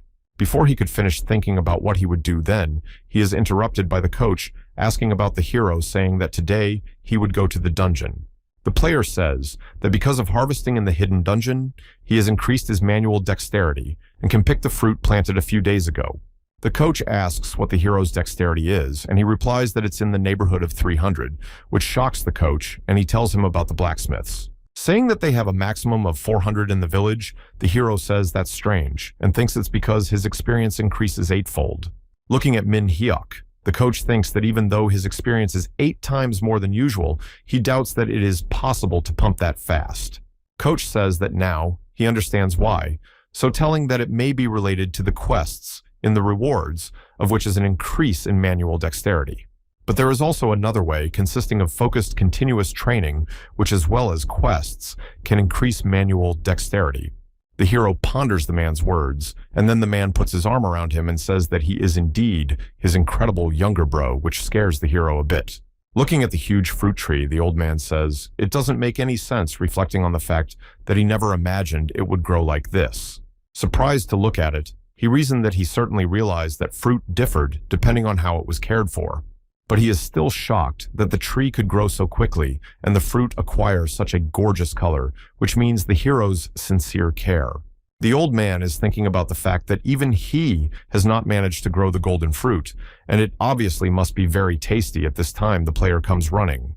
The guardian looks at him and asks why he is here since he promised to leave him today, and the hero replies that he will do so after collecting the fruit.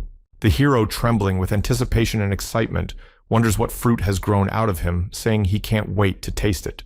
The old man beckons the young man to come closer, and pointing to a tree with 7 fruits, says that it grew from a seed he gave him. The guardian says that all you have to do is stretch out your arm and say a gathering, which the player does, and a huge fruit from the tree flies to him.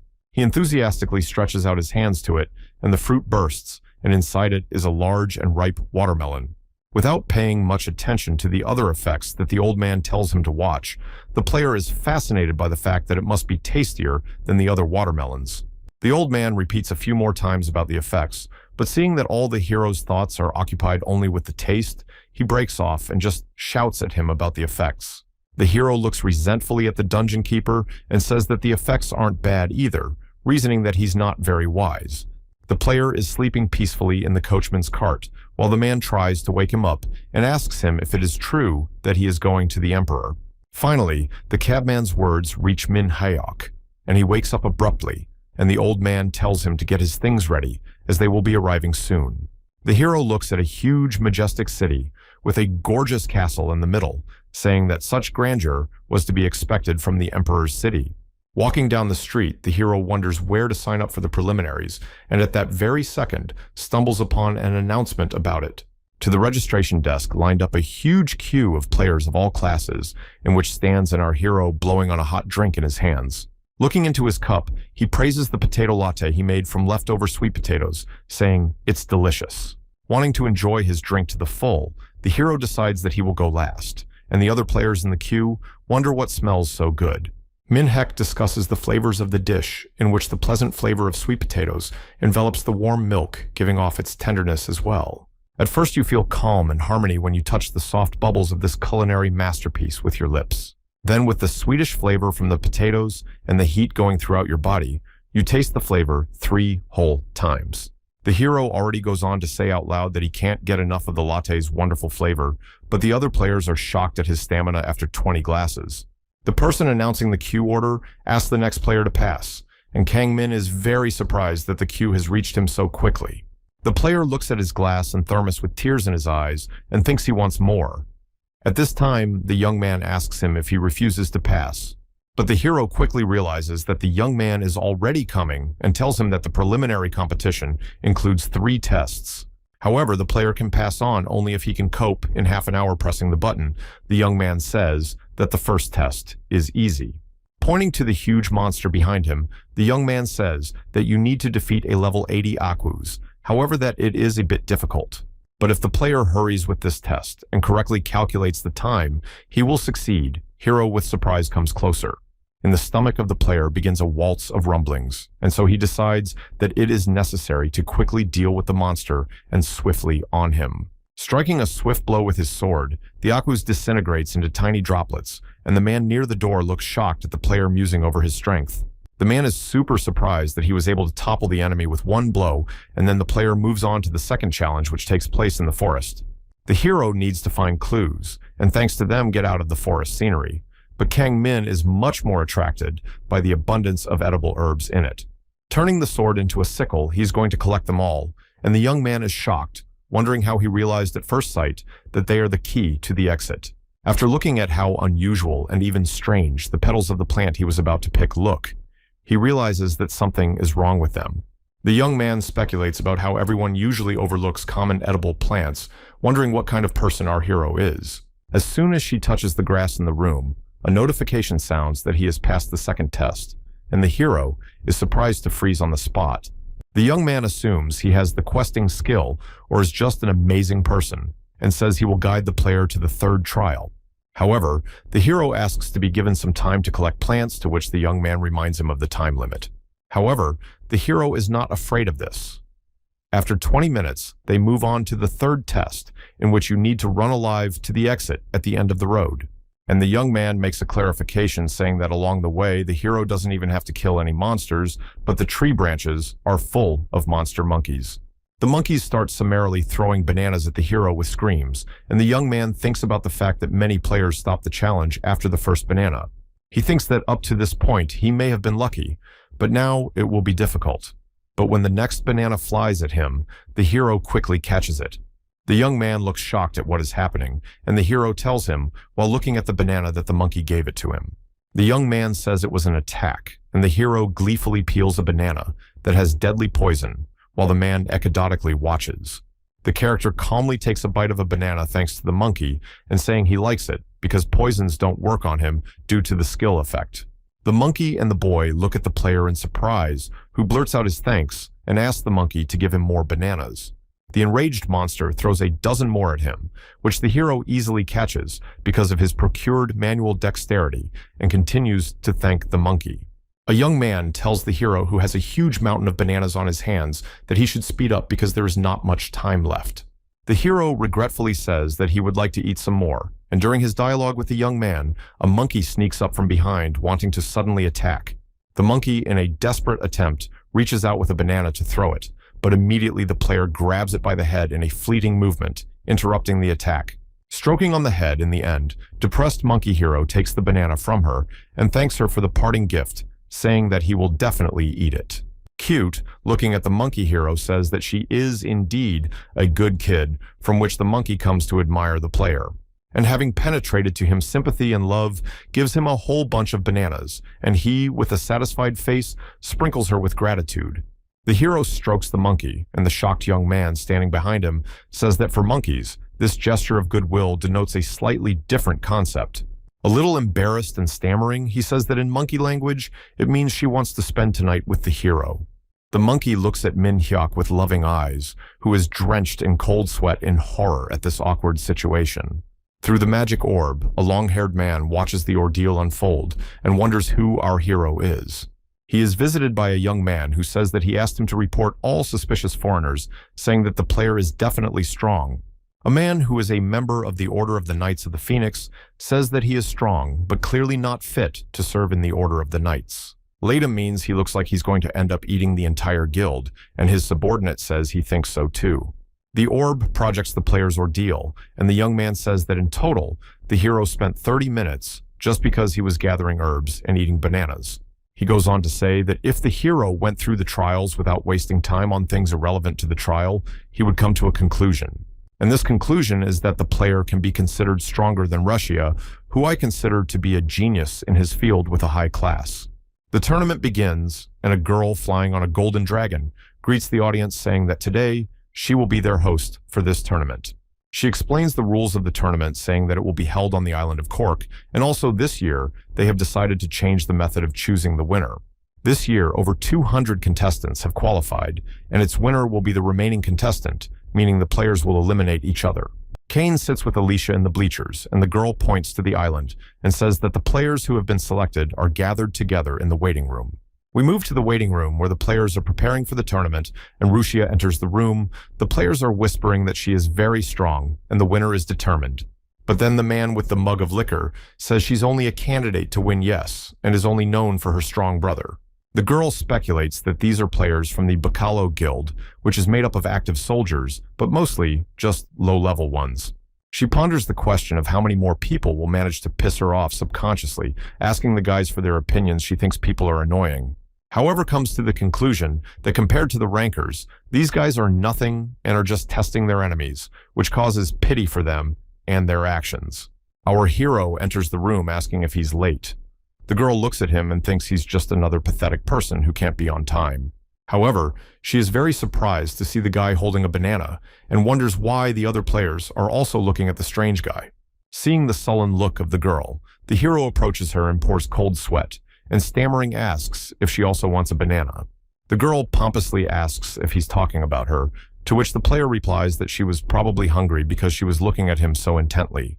The girl, realizing the absurdity of the situation and the fact that the guy is a simpleton, bursts out laughing all over the room. The hero asks what she's laughing at, and the girl, saying it's her fault, asks if he doesn't care being in such an atmosphere. The hero asks her the same counter-question, asking if she's worried, to which the girl simply holds out a bottle of soda water to him. She smilingly says that even though it's just a fruit, the hero can choke on it when eating it dry, to which the hero looks at her in surprise and asks if she is giving the bottle to him. Russia says she is, and the hero thanks her for such a gesture, saying she is very kind. The brooding hero offers to cook something delicious for the girl, but he just watches in a stupor as he pulls out a stashed watermelon. The girl thoughtfully asks what it is, and the player says it's a watermelon, which she can see perfectly well, and offers to make her a hwacha. She looks at the guy in surprise, wondering if he's really going to do this here, and the hero says the inventory leaves items fresh and intact. The player deals with the dish by carefully adding slices of watermelon pulp, then a mixture of other fruits, and finally pouring condensed milk and cider over everything. The girl looks surprised at the freshly cooked vache, thinking about how delicious it looks, and the hero, holding it in his hands, asks, "Will she?" After a bit of thought, he politely declines, saying that on is fine, and then the hero happily takes a spoon and thanks for the meal before eating. Describing the flavor of each bite of cool watermelon notes of fruity freshness with each bite and the juice softening the watermelon, the hero breaks into a smile. Russia, looking at how cute the hero is eating, thinks about how he looks completely innocent, smiling, and asks him how much he passed the contest for. After finishing the hwachai, the player suggests that he passed it in about 22 minutes and 50 seconds, to which the girl replies that it's unbelievable. The hero notices the girl looking at him and tells her that he still keeps hypnotizing him with his gaze and suggests she try again. She agrees and thinks that although she doesn't know the player at all, she feels calm around him. The hero remembers the cider. He said that the girl had been very kind to him by offering him a drink, and then Rushia smilingly offered to split the hwacha in half in this case. People in the room are watching their sweet conversation, and a lingering tension builds among the crowd, but a man moving closer diffuses it. He kicks the watermelon half with all his might, and Kangmin and Rushia watch in shock as it shatters. With a pompous smile, he leans over to our heroes and, saying it was his fault, asks if they're okay. The girl asks what his action means, to which the man apologizes and says that he just slipped, asking not to be angry. The man emphasizes that the guys here were eating and being loud, so he thought they were too much fun. The hero looks at the watermelon with anger. She says he ate it, to which the boar asks if she wants to go out to talk it over. It's hero evil, thinking he's been spoiled before the tournament. The hero calls the attackers all sorts of words, and he steps on the watermelon, confidently saying that they should clean it up since they made a mess of the place. Unable to bear the insolence, the player takes quick steps towards the man, but Rushia stops him and asks him to let her handle it. The girl says that they were just waiting for a chance to embitter the opponents and that the player needs to be careful with the members of the Bacalo Guild. The girl comes a little closer to the attackers and tells the player that she will sort it all out, and responds by agreeing to go outside and sort it out. The live broadcast announces that right before the match, Rushia and the guild members left the room, causing Kane to jump up and grab his head. Looking at the screen broadcasting an image of what is happening in the room, Kane loudly shouts to Rushia that she shouldn't go there, scaring Alicia. And she asks what's up, but the player keeps yelling that if she leaves the hall, she'll end up in a random place. This is the Bacalo plan. Covering her ears from his shouting, Alicia asks what he's worried about if his sister is in the minions, but he says the guildmaster has a hidden class, Great Iron Will Chief, by which he can trigger tactical buffs, and also the whole situation is displayed on his map. And this is its unrivaled advantage. As soon as the players come out for discussions, they are spotted by a man hidden in the bushes. Through a hidden link, he is told what he will need to do when the tournament starts, and he asks, smiling achidically, how much longer to wait.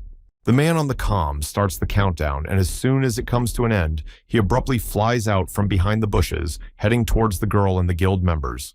Holding the dagger in his hand and quickly running up in the shower, he wishes Russia dead, but the girl turns at the sound and vanishes into space. The man, puzzled as to how she knew of his presence, hears the words of the girl behind him about the dreaded stealth she had easily figured out. Turning back to the players, she asks if they really decided to do this, and then asks her attacker right, and she realizes that the tournament has begun. Turning to everyone present, the girl says that if they had stayed in the waiting room, they would have lived longer. The bandit gang begins to retreat quickly, but Rushia is much faster, and then the announcement is made that she has dispatched 6 players.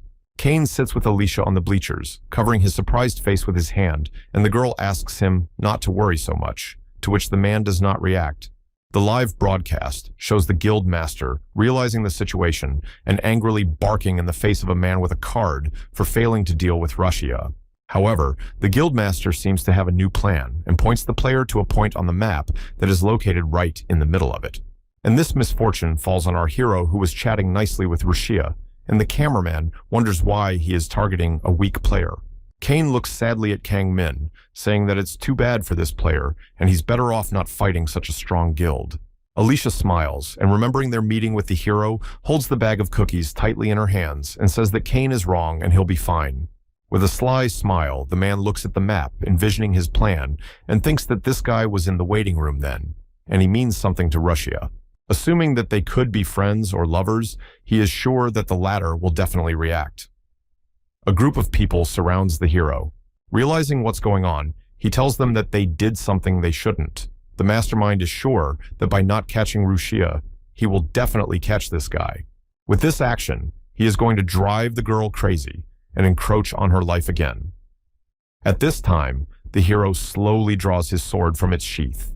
However, the hero shouting at the crowd says that they will pay for spoiling the beautiful watermelon that he has grown with his own hand. The master thinks about the fact that no man has yet been able to stand up to this tactic of the Bacalo Guild, and one of the guild members says to start. The hero launched an attack on the player in front of him, but another guild member standing to his left rushed to him with a shout.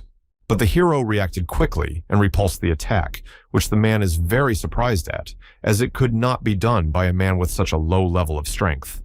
Grabbing the attacker by the arm, the hero throws him to the ground with force, and pressing him down with the weight of his own body, executes justice for the watermelon on him. The other players whisper, asking how the hero got such strength when everyone said he was weak, and stare fearfully at the gruesome scene of carnage. Min Hyok turns around and with a terrifyingly intimidating face calls the other players enemies of Hwache, causing them to start trembling in fear. The hero runs at the entire crowd, at once screaming that he will never forgive them for what they have done, and the guild members frightenedly scatter. The master looks at the map, showing that all of his minions are dead, and is shocked to wonder how this could have happened. The man shouts angrily, and at the same time, he is called by a soldier who asks him what he is doing here, but he brings news about our hero. Watching the broadcast of a rather hilarious fight, a young man says that it looks like the hero is fighting while drinking the blood of a two-headed troll. And looking at Kangmin successfully dealing with all the opponents with a banana in his mouth, the young man says that his health is not taken away by the attacks. The man, remembering what the blood of the two-headed troll is, asks the young man if this potion of healing is not expensive, to which he replies that it is. Expressing his opinion, the young man says that there is no other explanation for this, unless our hero drinks the potion like water. Stuttering a bit, Guildmaster Bacalo asks which guild the player belongs to, clarifying if they have contacted the wrong person. At this time, the hero on the battlefield is calmly wiping his lips after a snack, during which he sent a lot of enemy guild members to the other side of the world. However, the master and the soldier were wrong in their assumptions, as the hero restored health to his new skill absorb, transform. A council is held in the Empress's throne room where she speaks out saying that she thinks the competition is getting more and more insane. One of the advisors says that the Empress is right, and there is one outsider who handled an entire army talking about our hero. The girl is distracted from her musings and asks the counselor in surprise if he did it alone and if he is a member of the guild. The counselor replies that Kang Ming has no guild patronage and asks the girl to urgently bring her a magic crystal ball to the throne room. The girl looks thoughtfully at the player who doesn't arouse any feelings, but then her attention is drawn to the sword that has been transformed from Ellie's knife.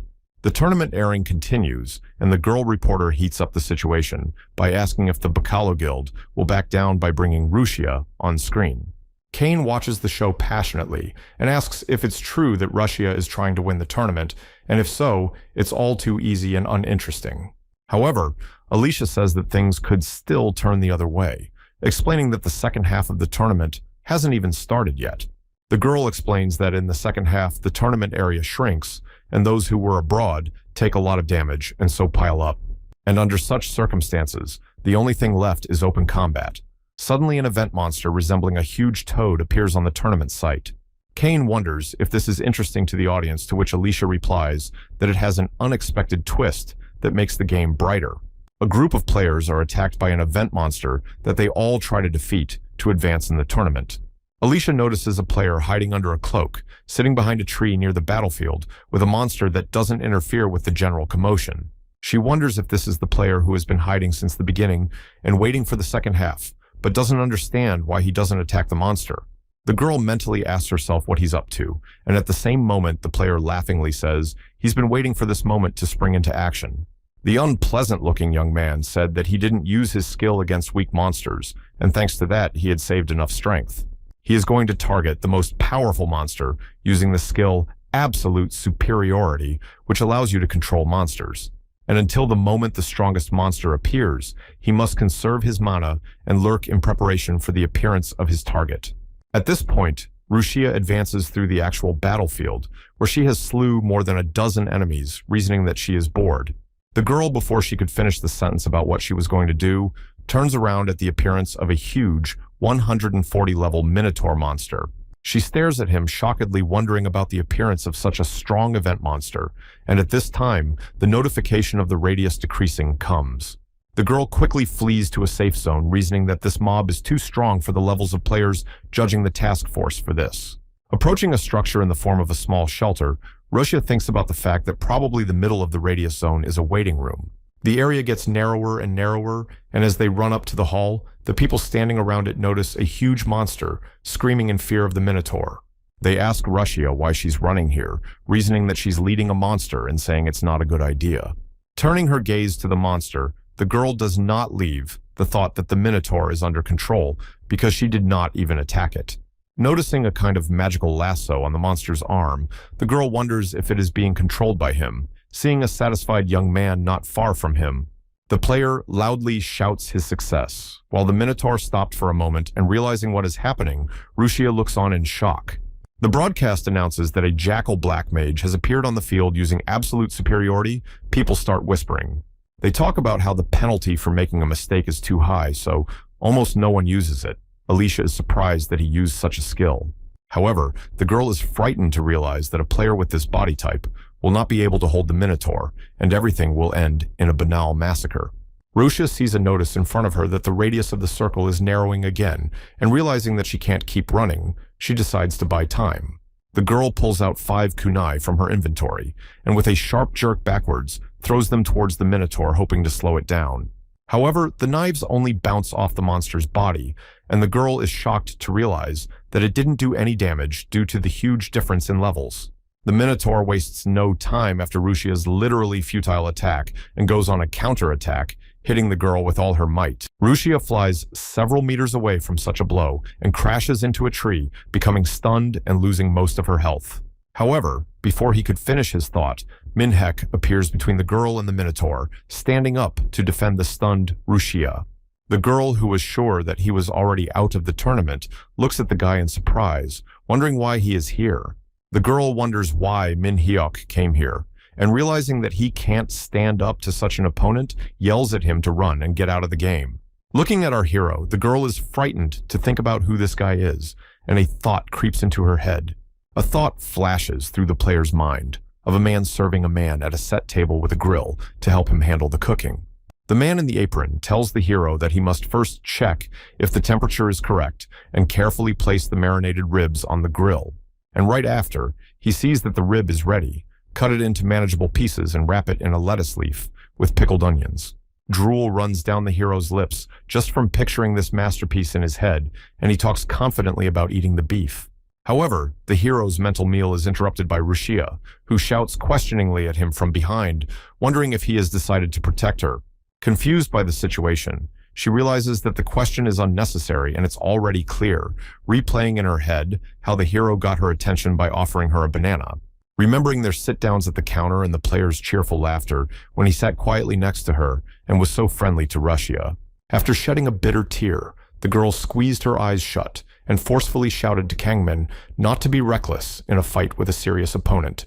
He turns around in surprise, but before he can say a word, the girl interrupts him, shouting at him not to sacrifice himself trying to protect her. Not understanding what the girl meant by the story of sympathy, the hero turns around and asks Rushia what she's talking about. And distracted by the words of the girl, almost misses a blow with an axe that could have killed him. The player, looking at the ground, realizes that the monster is strong.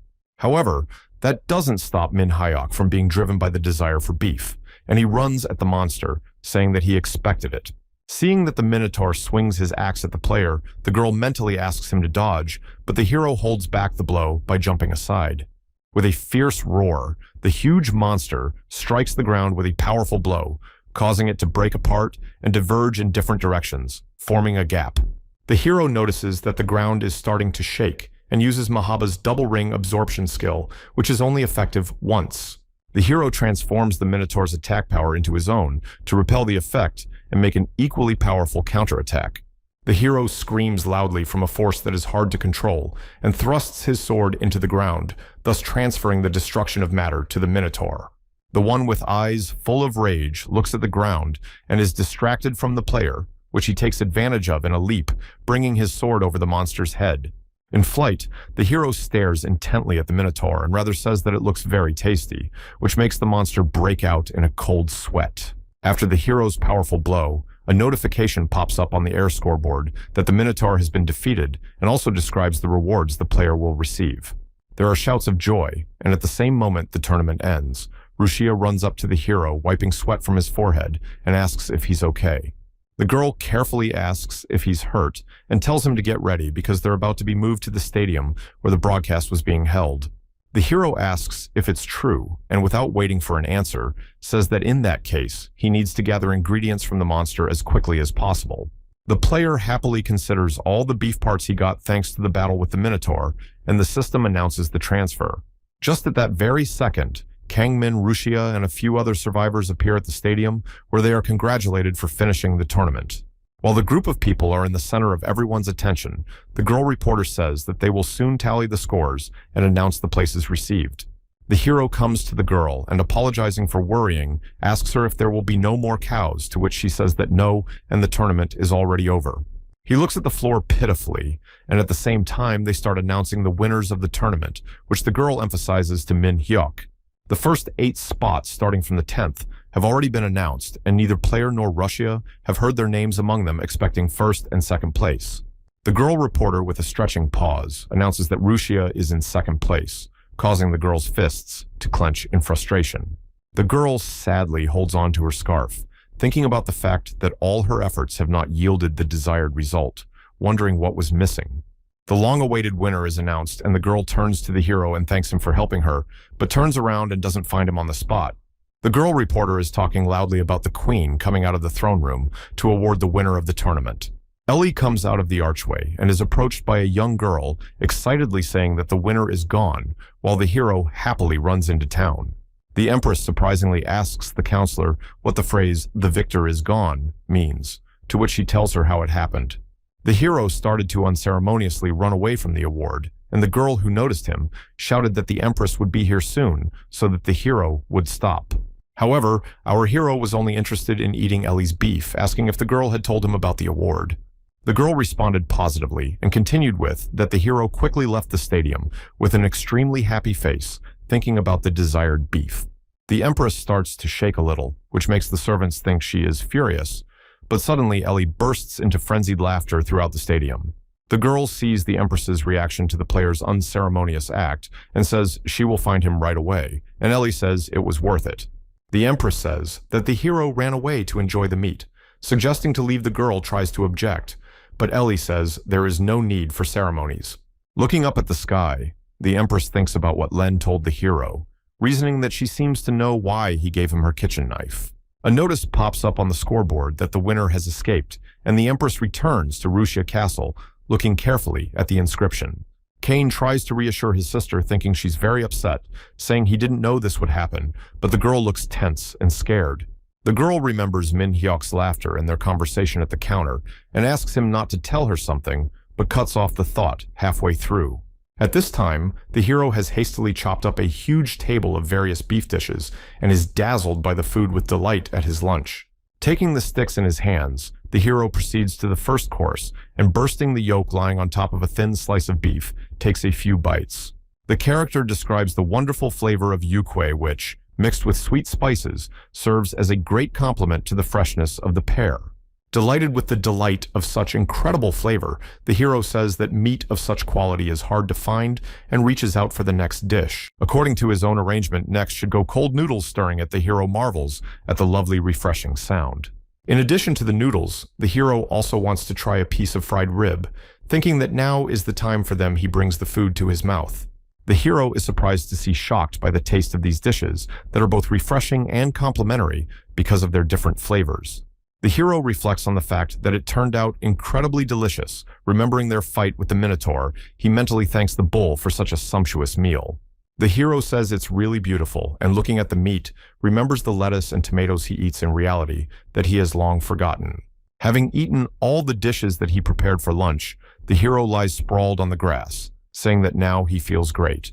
The hero receives a notification that with the food value skill, he can acquire the Minotaur skill, and he agrees without apparent enthusiasm. There is a gradual loading of the skill, during which the hero ponders whether he can eat more delicious food, if he is as strong as a Minotaur. Above Min Hyok's head, the leaves rustle in the light breeze, and the sun softly warms, causing the hero to slowly fall into a beautiful slumber. We are transported to the throne room, where Empress Ellie sits calmly on her throne and is addressed by one of Her Majesty's titular maids. The girl tells the Empress that the winner of the last tournament has arrived, and Ellie orders Kang Min to enter the throne room. The hero enters the hall and makes a bow to the Empress, who says that he is the winner of the tournament, and the player smilingly agrees.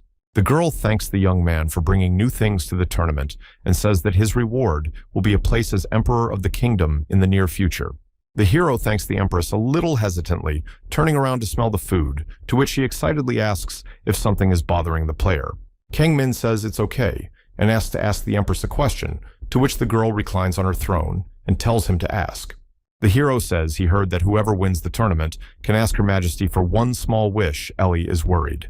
The girl recalls the time spent with Len, about whom she says that he was a sincere man devoted to cooking, even without taste. Looking at the hero, she reflects on the fact that now her lover's sword is in a stranger's possession, and so she thought he was an honest man too, but apparently she was mistaken. The girl looks at the young man with excitement, asking what he wants, assuming it is something from her treasure trove or land and millions of tons of gold. The hero puts his hand to his heart and says it's a really hard request, asking if she agrees, and Ellie thinks the hero is just like the others. With anger in her mind, the Empress asks Min Hyok not to linger, and if possible, she listens thinking to herself that he is a greedy stranger. And at this moment, the player, with eyes full of joy, asks her to give him the right to eat spam, from what the girl shocked and silently looks at the young man. A man calls out to the hero, standing in the middle of the set, asking if the claim that he is the winner of Minhek is true, and the man says it is. The man asks the player to follow him, and the player inhales the vapors of the scent, thinking about what he has smelled since he came here. Walking closer, the hero realizes that he no longer has any doubt that it was the smell of spam, presenting a variety of dishes with it. The hero wonders where the smell is coming from, and wonders if they eat spam in the palace, and remembering that he forgot something, he thanks Her Majesty. The hero thinks this spam must be great, and speculates that the Empress must be very hungry, remembering their conversation, in which Ellie strongly rushed the young man to answer, because the smell is impossible to resist. However, the Queen chuckles quietly at his request. However, unable to hold back any longer, the Empress starts laughing loudly, which makes the hero look at her in bewilderment. The player is confused as to why she's laughing, asking himself if he said something weird, and how he could have asked for another at that smell. The hero is distracted by the notice of intimacy with Ellie and the respect boost, wondering what respect has to do with it if there was usually intimacy. Suddenly, the Empress asks him if what he wants to eat is definitely spam, to which the hero quickly forgets the notice and says it is.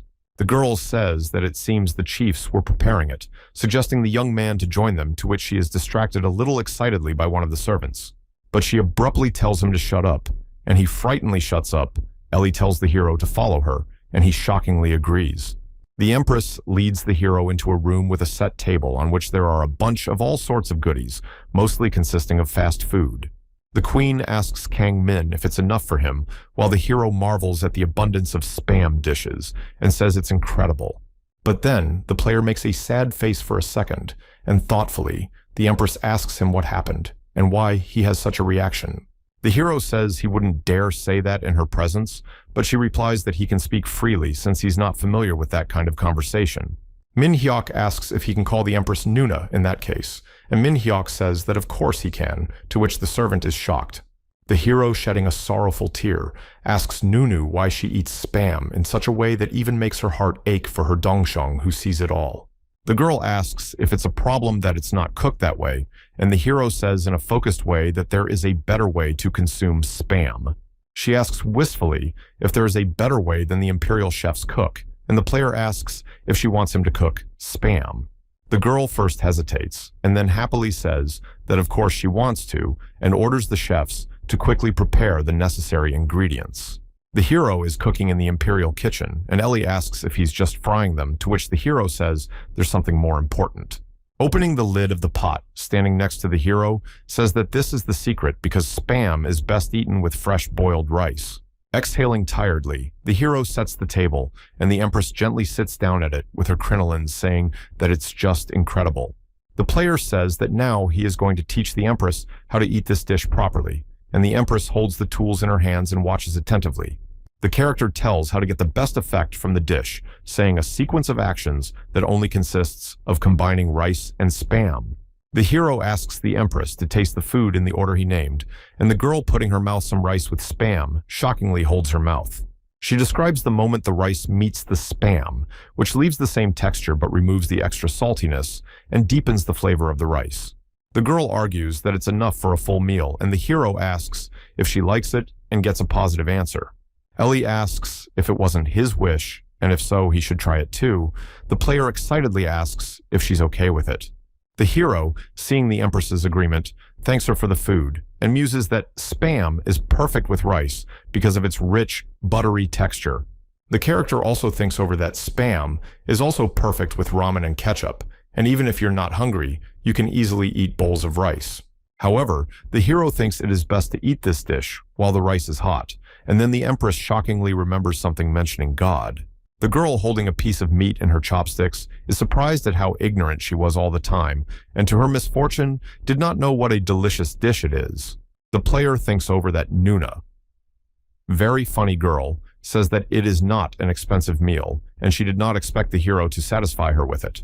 After a bit of thought, the hero proceeds to the meal and says that a dish doesn't have to be expensive to satisfy a person. H argues that food is good, not because of the price, and in fact it tastes good to us, because it is prepared by people who make us happy. Listening to the hero's reasoning, the Empress remembers Len, and a small tear appears in the corner of her eye, after which she tells the player that he is right. The hero turns to Nuna and says he came here as a winner, but he had another purpose. Ellie asks what he means. The hero says that he came to the palace at the request of Captain Ren, formerly Len, to which the Empress makes a sad face remembering her lover. Stopping the pulling groove, the girl asks the guy what Ren asked for, to which he says he promised to cook Ellie a great meal. Nuna says that this dish was just excellent, but the hero, stammering a bit, says that it was too simple a dish for the captain's request. To which the girl asks what skill the player has, and the player replies that he is learning sword farming and magic offering to tell his skills. The girl says thoughtfully that usually outsiders choose one field of endeavor, but she realizes that our hero is not like the other players. She thinks it's incredible that the hero is strong enough to win. Min Hyuk replies that it's all due to his nutrition and perseverance. The girl asks if she can ask for any dish for the hero to fulfill the request, and he answers her that of course she can. The player speculates on what dish the Empress will choose, thinking that it will not be too luxurious because she likes even spam. However, Min Hyuk realizes that he may have to cook something that he has never even tasted in his life, which will be quite difficult. And then the Empress begins to speak, and the hero hears with a sinking heart that the girl asks him to cook his hui of flounder.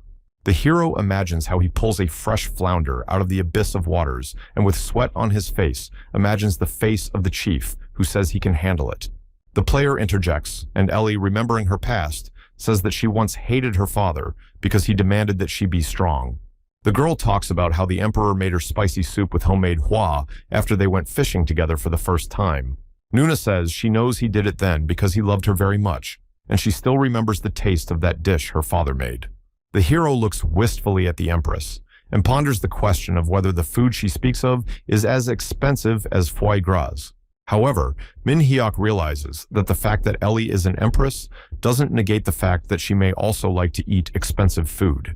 And the player clearly understands the fact that his teacher could not cook such a dish, and this is the request.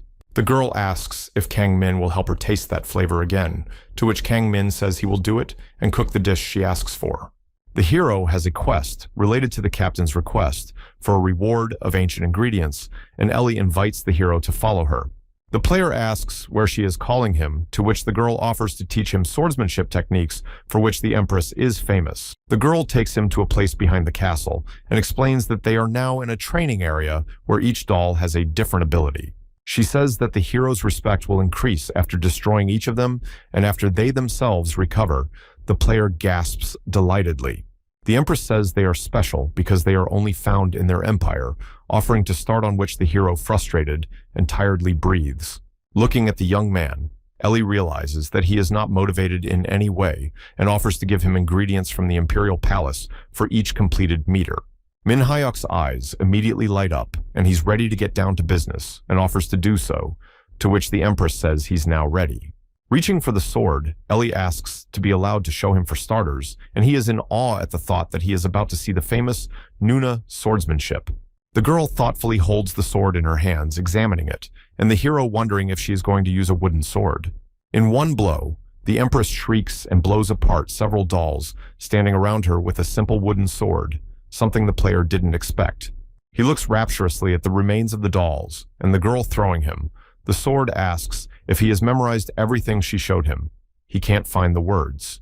Then the girl, realizing that he cannot so quickly, explains to him in order. After a while, the hero, panting, says that it is very difficult. Laughing, the Empress says that the first time is always difficult and that she gives him a week and recommends practicing here as often as possible. He says he understood her words come the first day of his term, and he strikes the doll countless times with unprecedented diligence. Kang Min works hard day after day on the training ground tirelessly, and after a specified period of time, the Empress returns. The girl walks through the archway to the set, hoping that the hero has handled at least half of the dolls, and catches him destroying the last of them. The hero, though very tired but happy, greets Nuna. She can't find the words of shock with which to respond to the player's greeting. Seeing the girl looking at the dolls, the hero says he will clean everything up, and Ellie realizes that the dolls were supposed to be restored, but the player destroyed them. He says pitifully that they got like this during training, and the girl draws the guy's attention to the chafed hand that stains the cloth with blood. The player only now notices the wounds, and the girl ponders in wonder at the power of healing that has not kept up with the speed of the hero's training. The girl also notices the hero's flaming sword, which can only mean that he has reached the maximum percentage of training. Seeing the girl's surprise, the hero looks at her with shining eyes, and she is shocked to think that Kang Min has done an incredible miracle. Despite his bloody hands and fatigue, the hero enthusiastically asks Ellie if he will get the ingredients by continuing to train in the same manner. The Empress looks at Min Hyuk with a smile, and now she is 100% sure that our hero is a true disciple of Ren, telling him of course. The player is quietly cooking, and the girl quietly sneaks up and asks if there will be spam again, to which he angrily shouts that she frightened him. The girl says the spam at the palace is really good, and asks how many meals he's going to cook with so many ingredients, to which the hero replies that he was only planning on one, mixing everything together, and frying. The girl hesitates and tells him to take something first. The girl hands the hero a small vial of imperial elixir that allows the Empress to assign the hero to a position and adds respect. The hero holds it in his hands, wondering how tasty it is, and Ellie tells him that it is his reward for his long effort.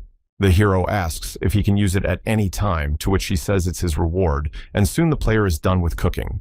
The player decided to add elixir budachige, serving it on the table. The Empress asks what it is, and the player explains what the dish in front of her is. Picking up a single spoonful, the hero offers the Empress a taste and says to start with the noodles and ham included. The character describes the noodles as a slightly spicy ramen with vegetables that is slightly sweet but doesn't create a cloying taste in the mouth, as well as pieces of soft, juicy spam that is radically different in characteristics and flavor than what is cooked in a frying pan. He goes on to say that the broth becomes much more flavorful as the soup simmers, and just one bite gives a heavenly delight. The girl looks at the hero, marveling at the fact that this spam has a completely different flavor, and he tearfully admires his creation. The player says that after that, you should proceed to the egg roll and mixing it with soup and rice. The Empress will get a fantastic taste. At the meal, the girl asks the hero when he is going to leave again, and he says tomorrow, and she replies that she is sorry to hear that. The player says that the next time he returns to the palace, he will bring the ingredients he needs, which he does not have yet.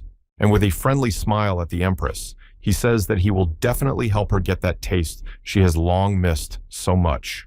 The Empress looks surprised at Kang Min, who explained the reason for his departure and thanks him heartily for those words. Talking about the dish they ate, the girl makes a comparison saying that it wasn't as spicy, to which the player replies that it didn't take long to boil. Ellie watches the hero wash the dishes and says she wants to give him something in return, asking Kang Min to give his hand to her. The girl takes the young man's hand in hers and kisses it gently several times, after which an engraved brand of intimacy appears on the back of the palm.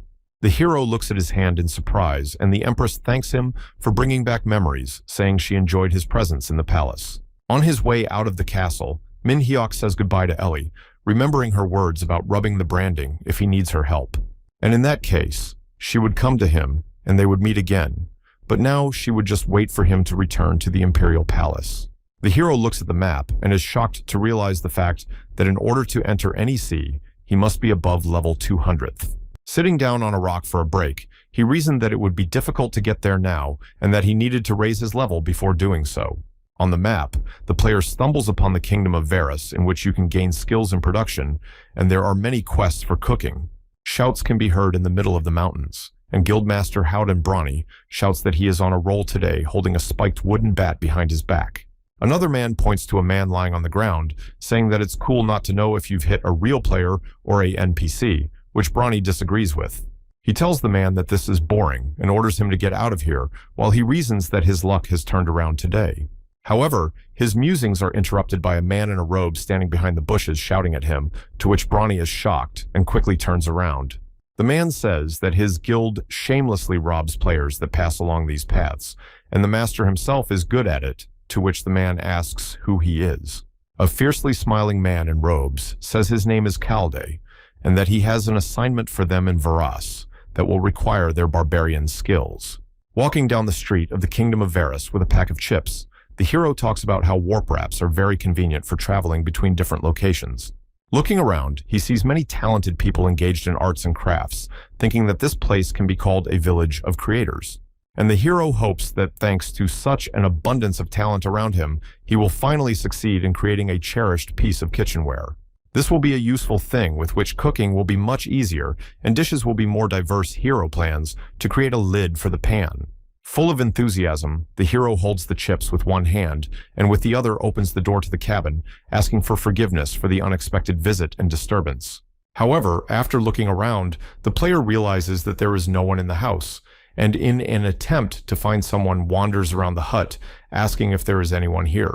Suddenly, he stumbles upon a little girl in a yellow dress who menacingly glares at him. The hero wonders if she is a player or a NPC. The girl points to the chips and also menacingly asks if they are tasty, to which the hero, showing the packet, says that they are very tasty. The player asks the girl if she wants to try them, to which the girl sadly says no, saying that Hyomin doesn't want to. The hero is a little confused by the line about Hyomin, and he wonders, looking at the distraught girl, if she might be a NPP after all.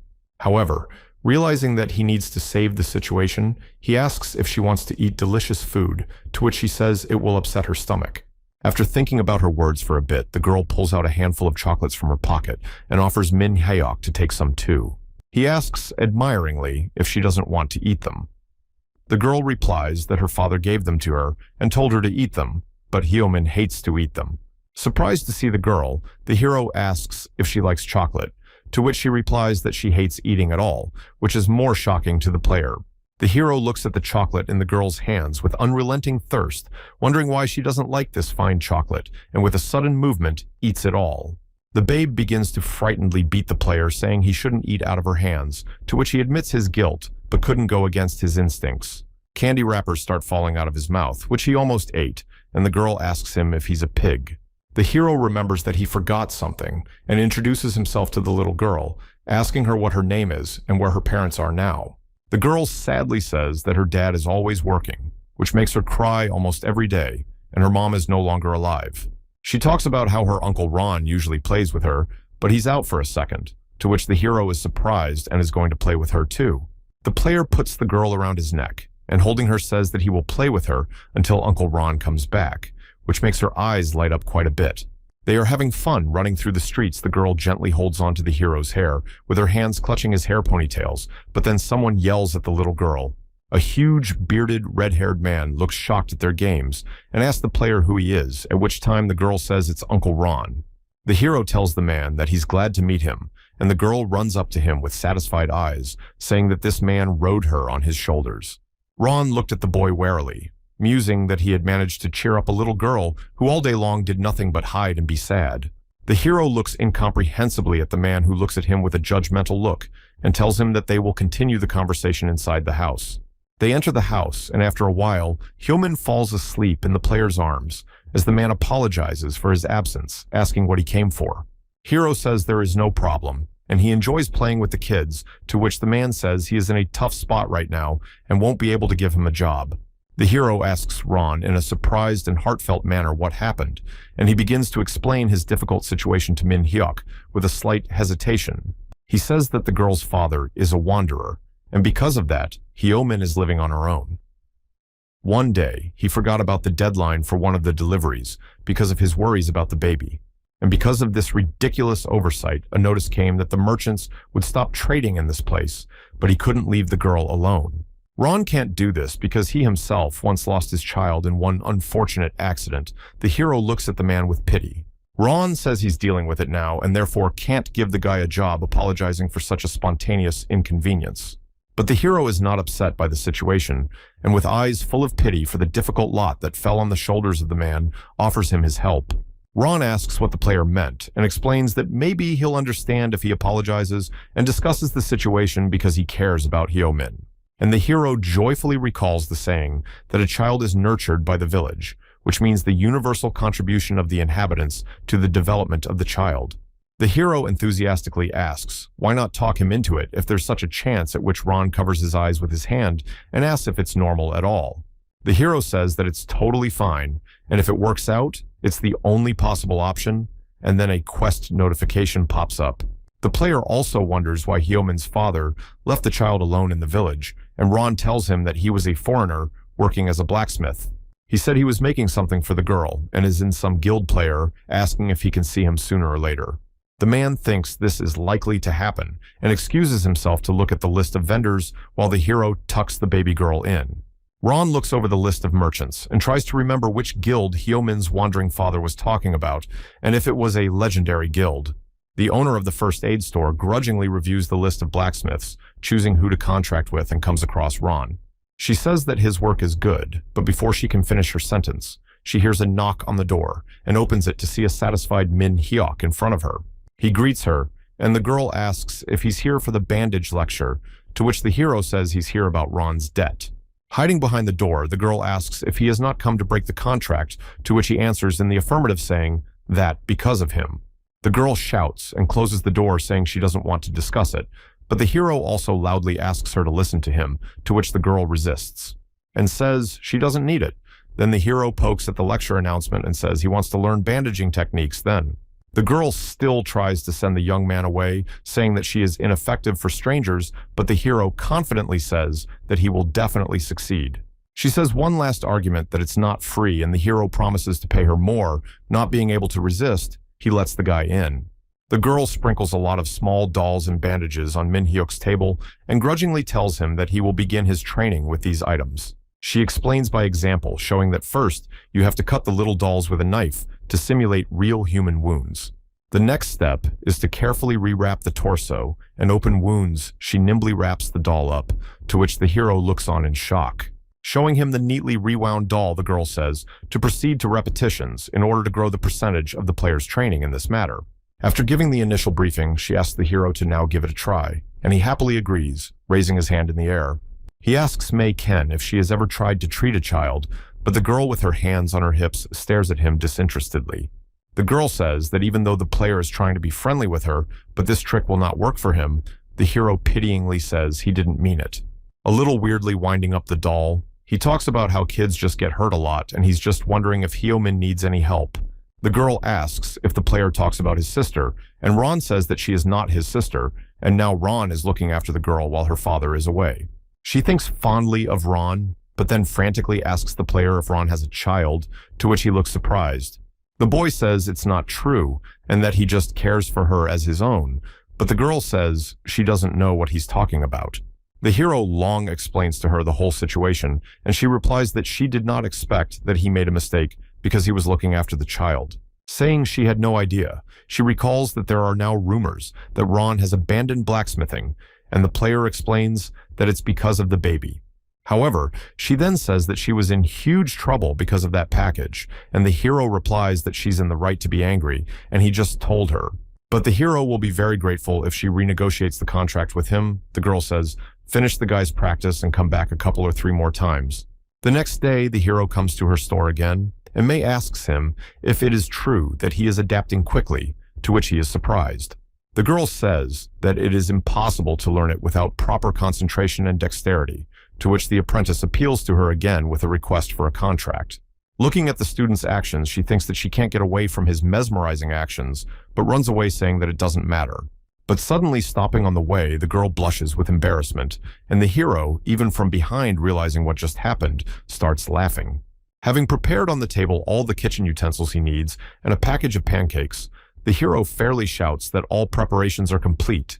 The girl asks in surprise what it is, and the hero, calmly putting on gloves, says that now he would like to prepare something to eat. The hero is cooking, saying that first you need to knead the dough and wait for it to rise while the girl is watching him closely.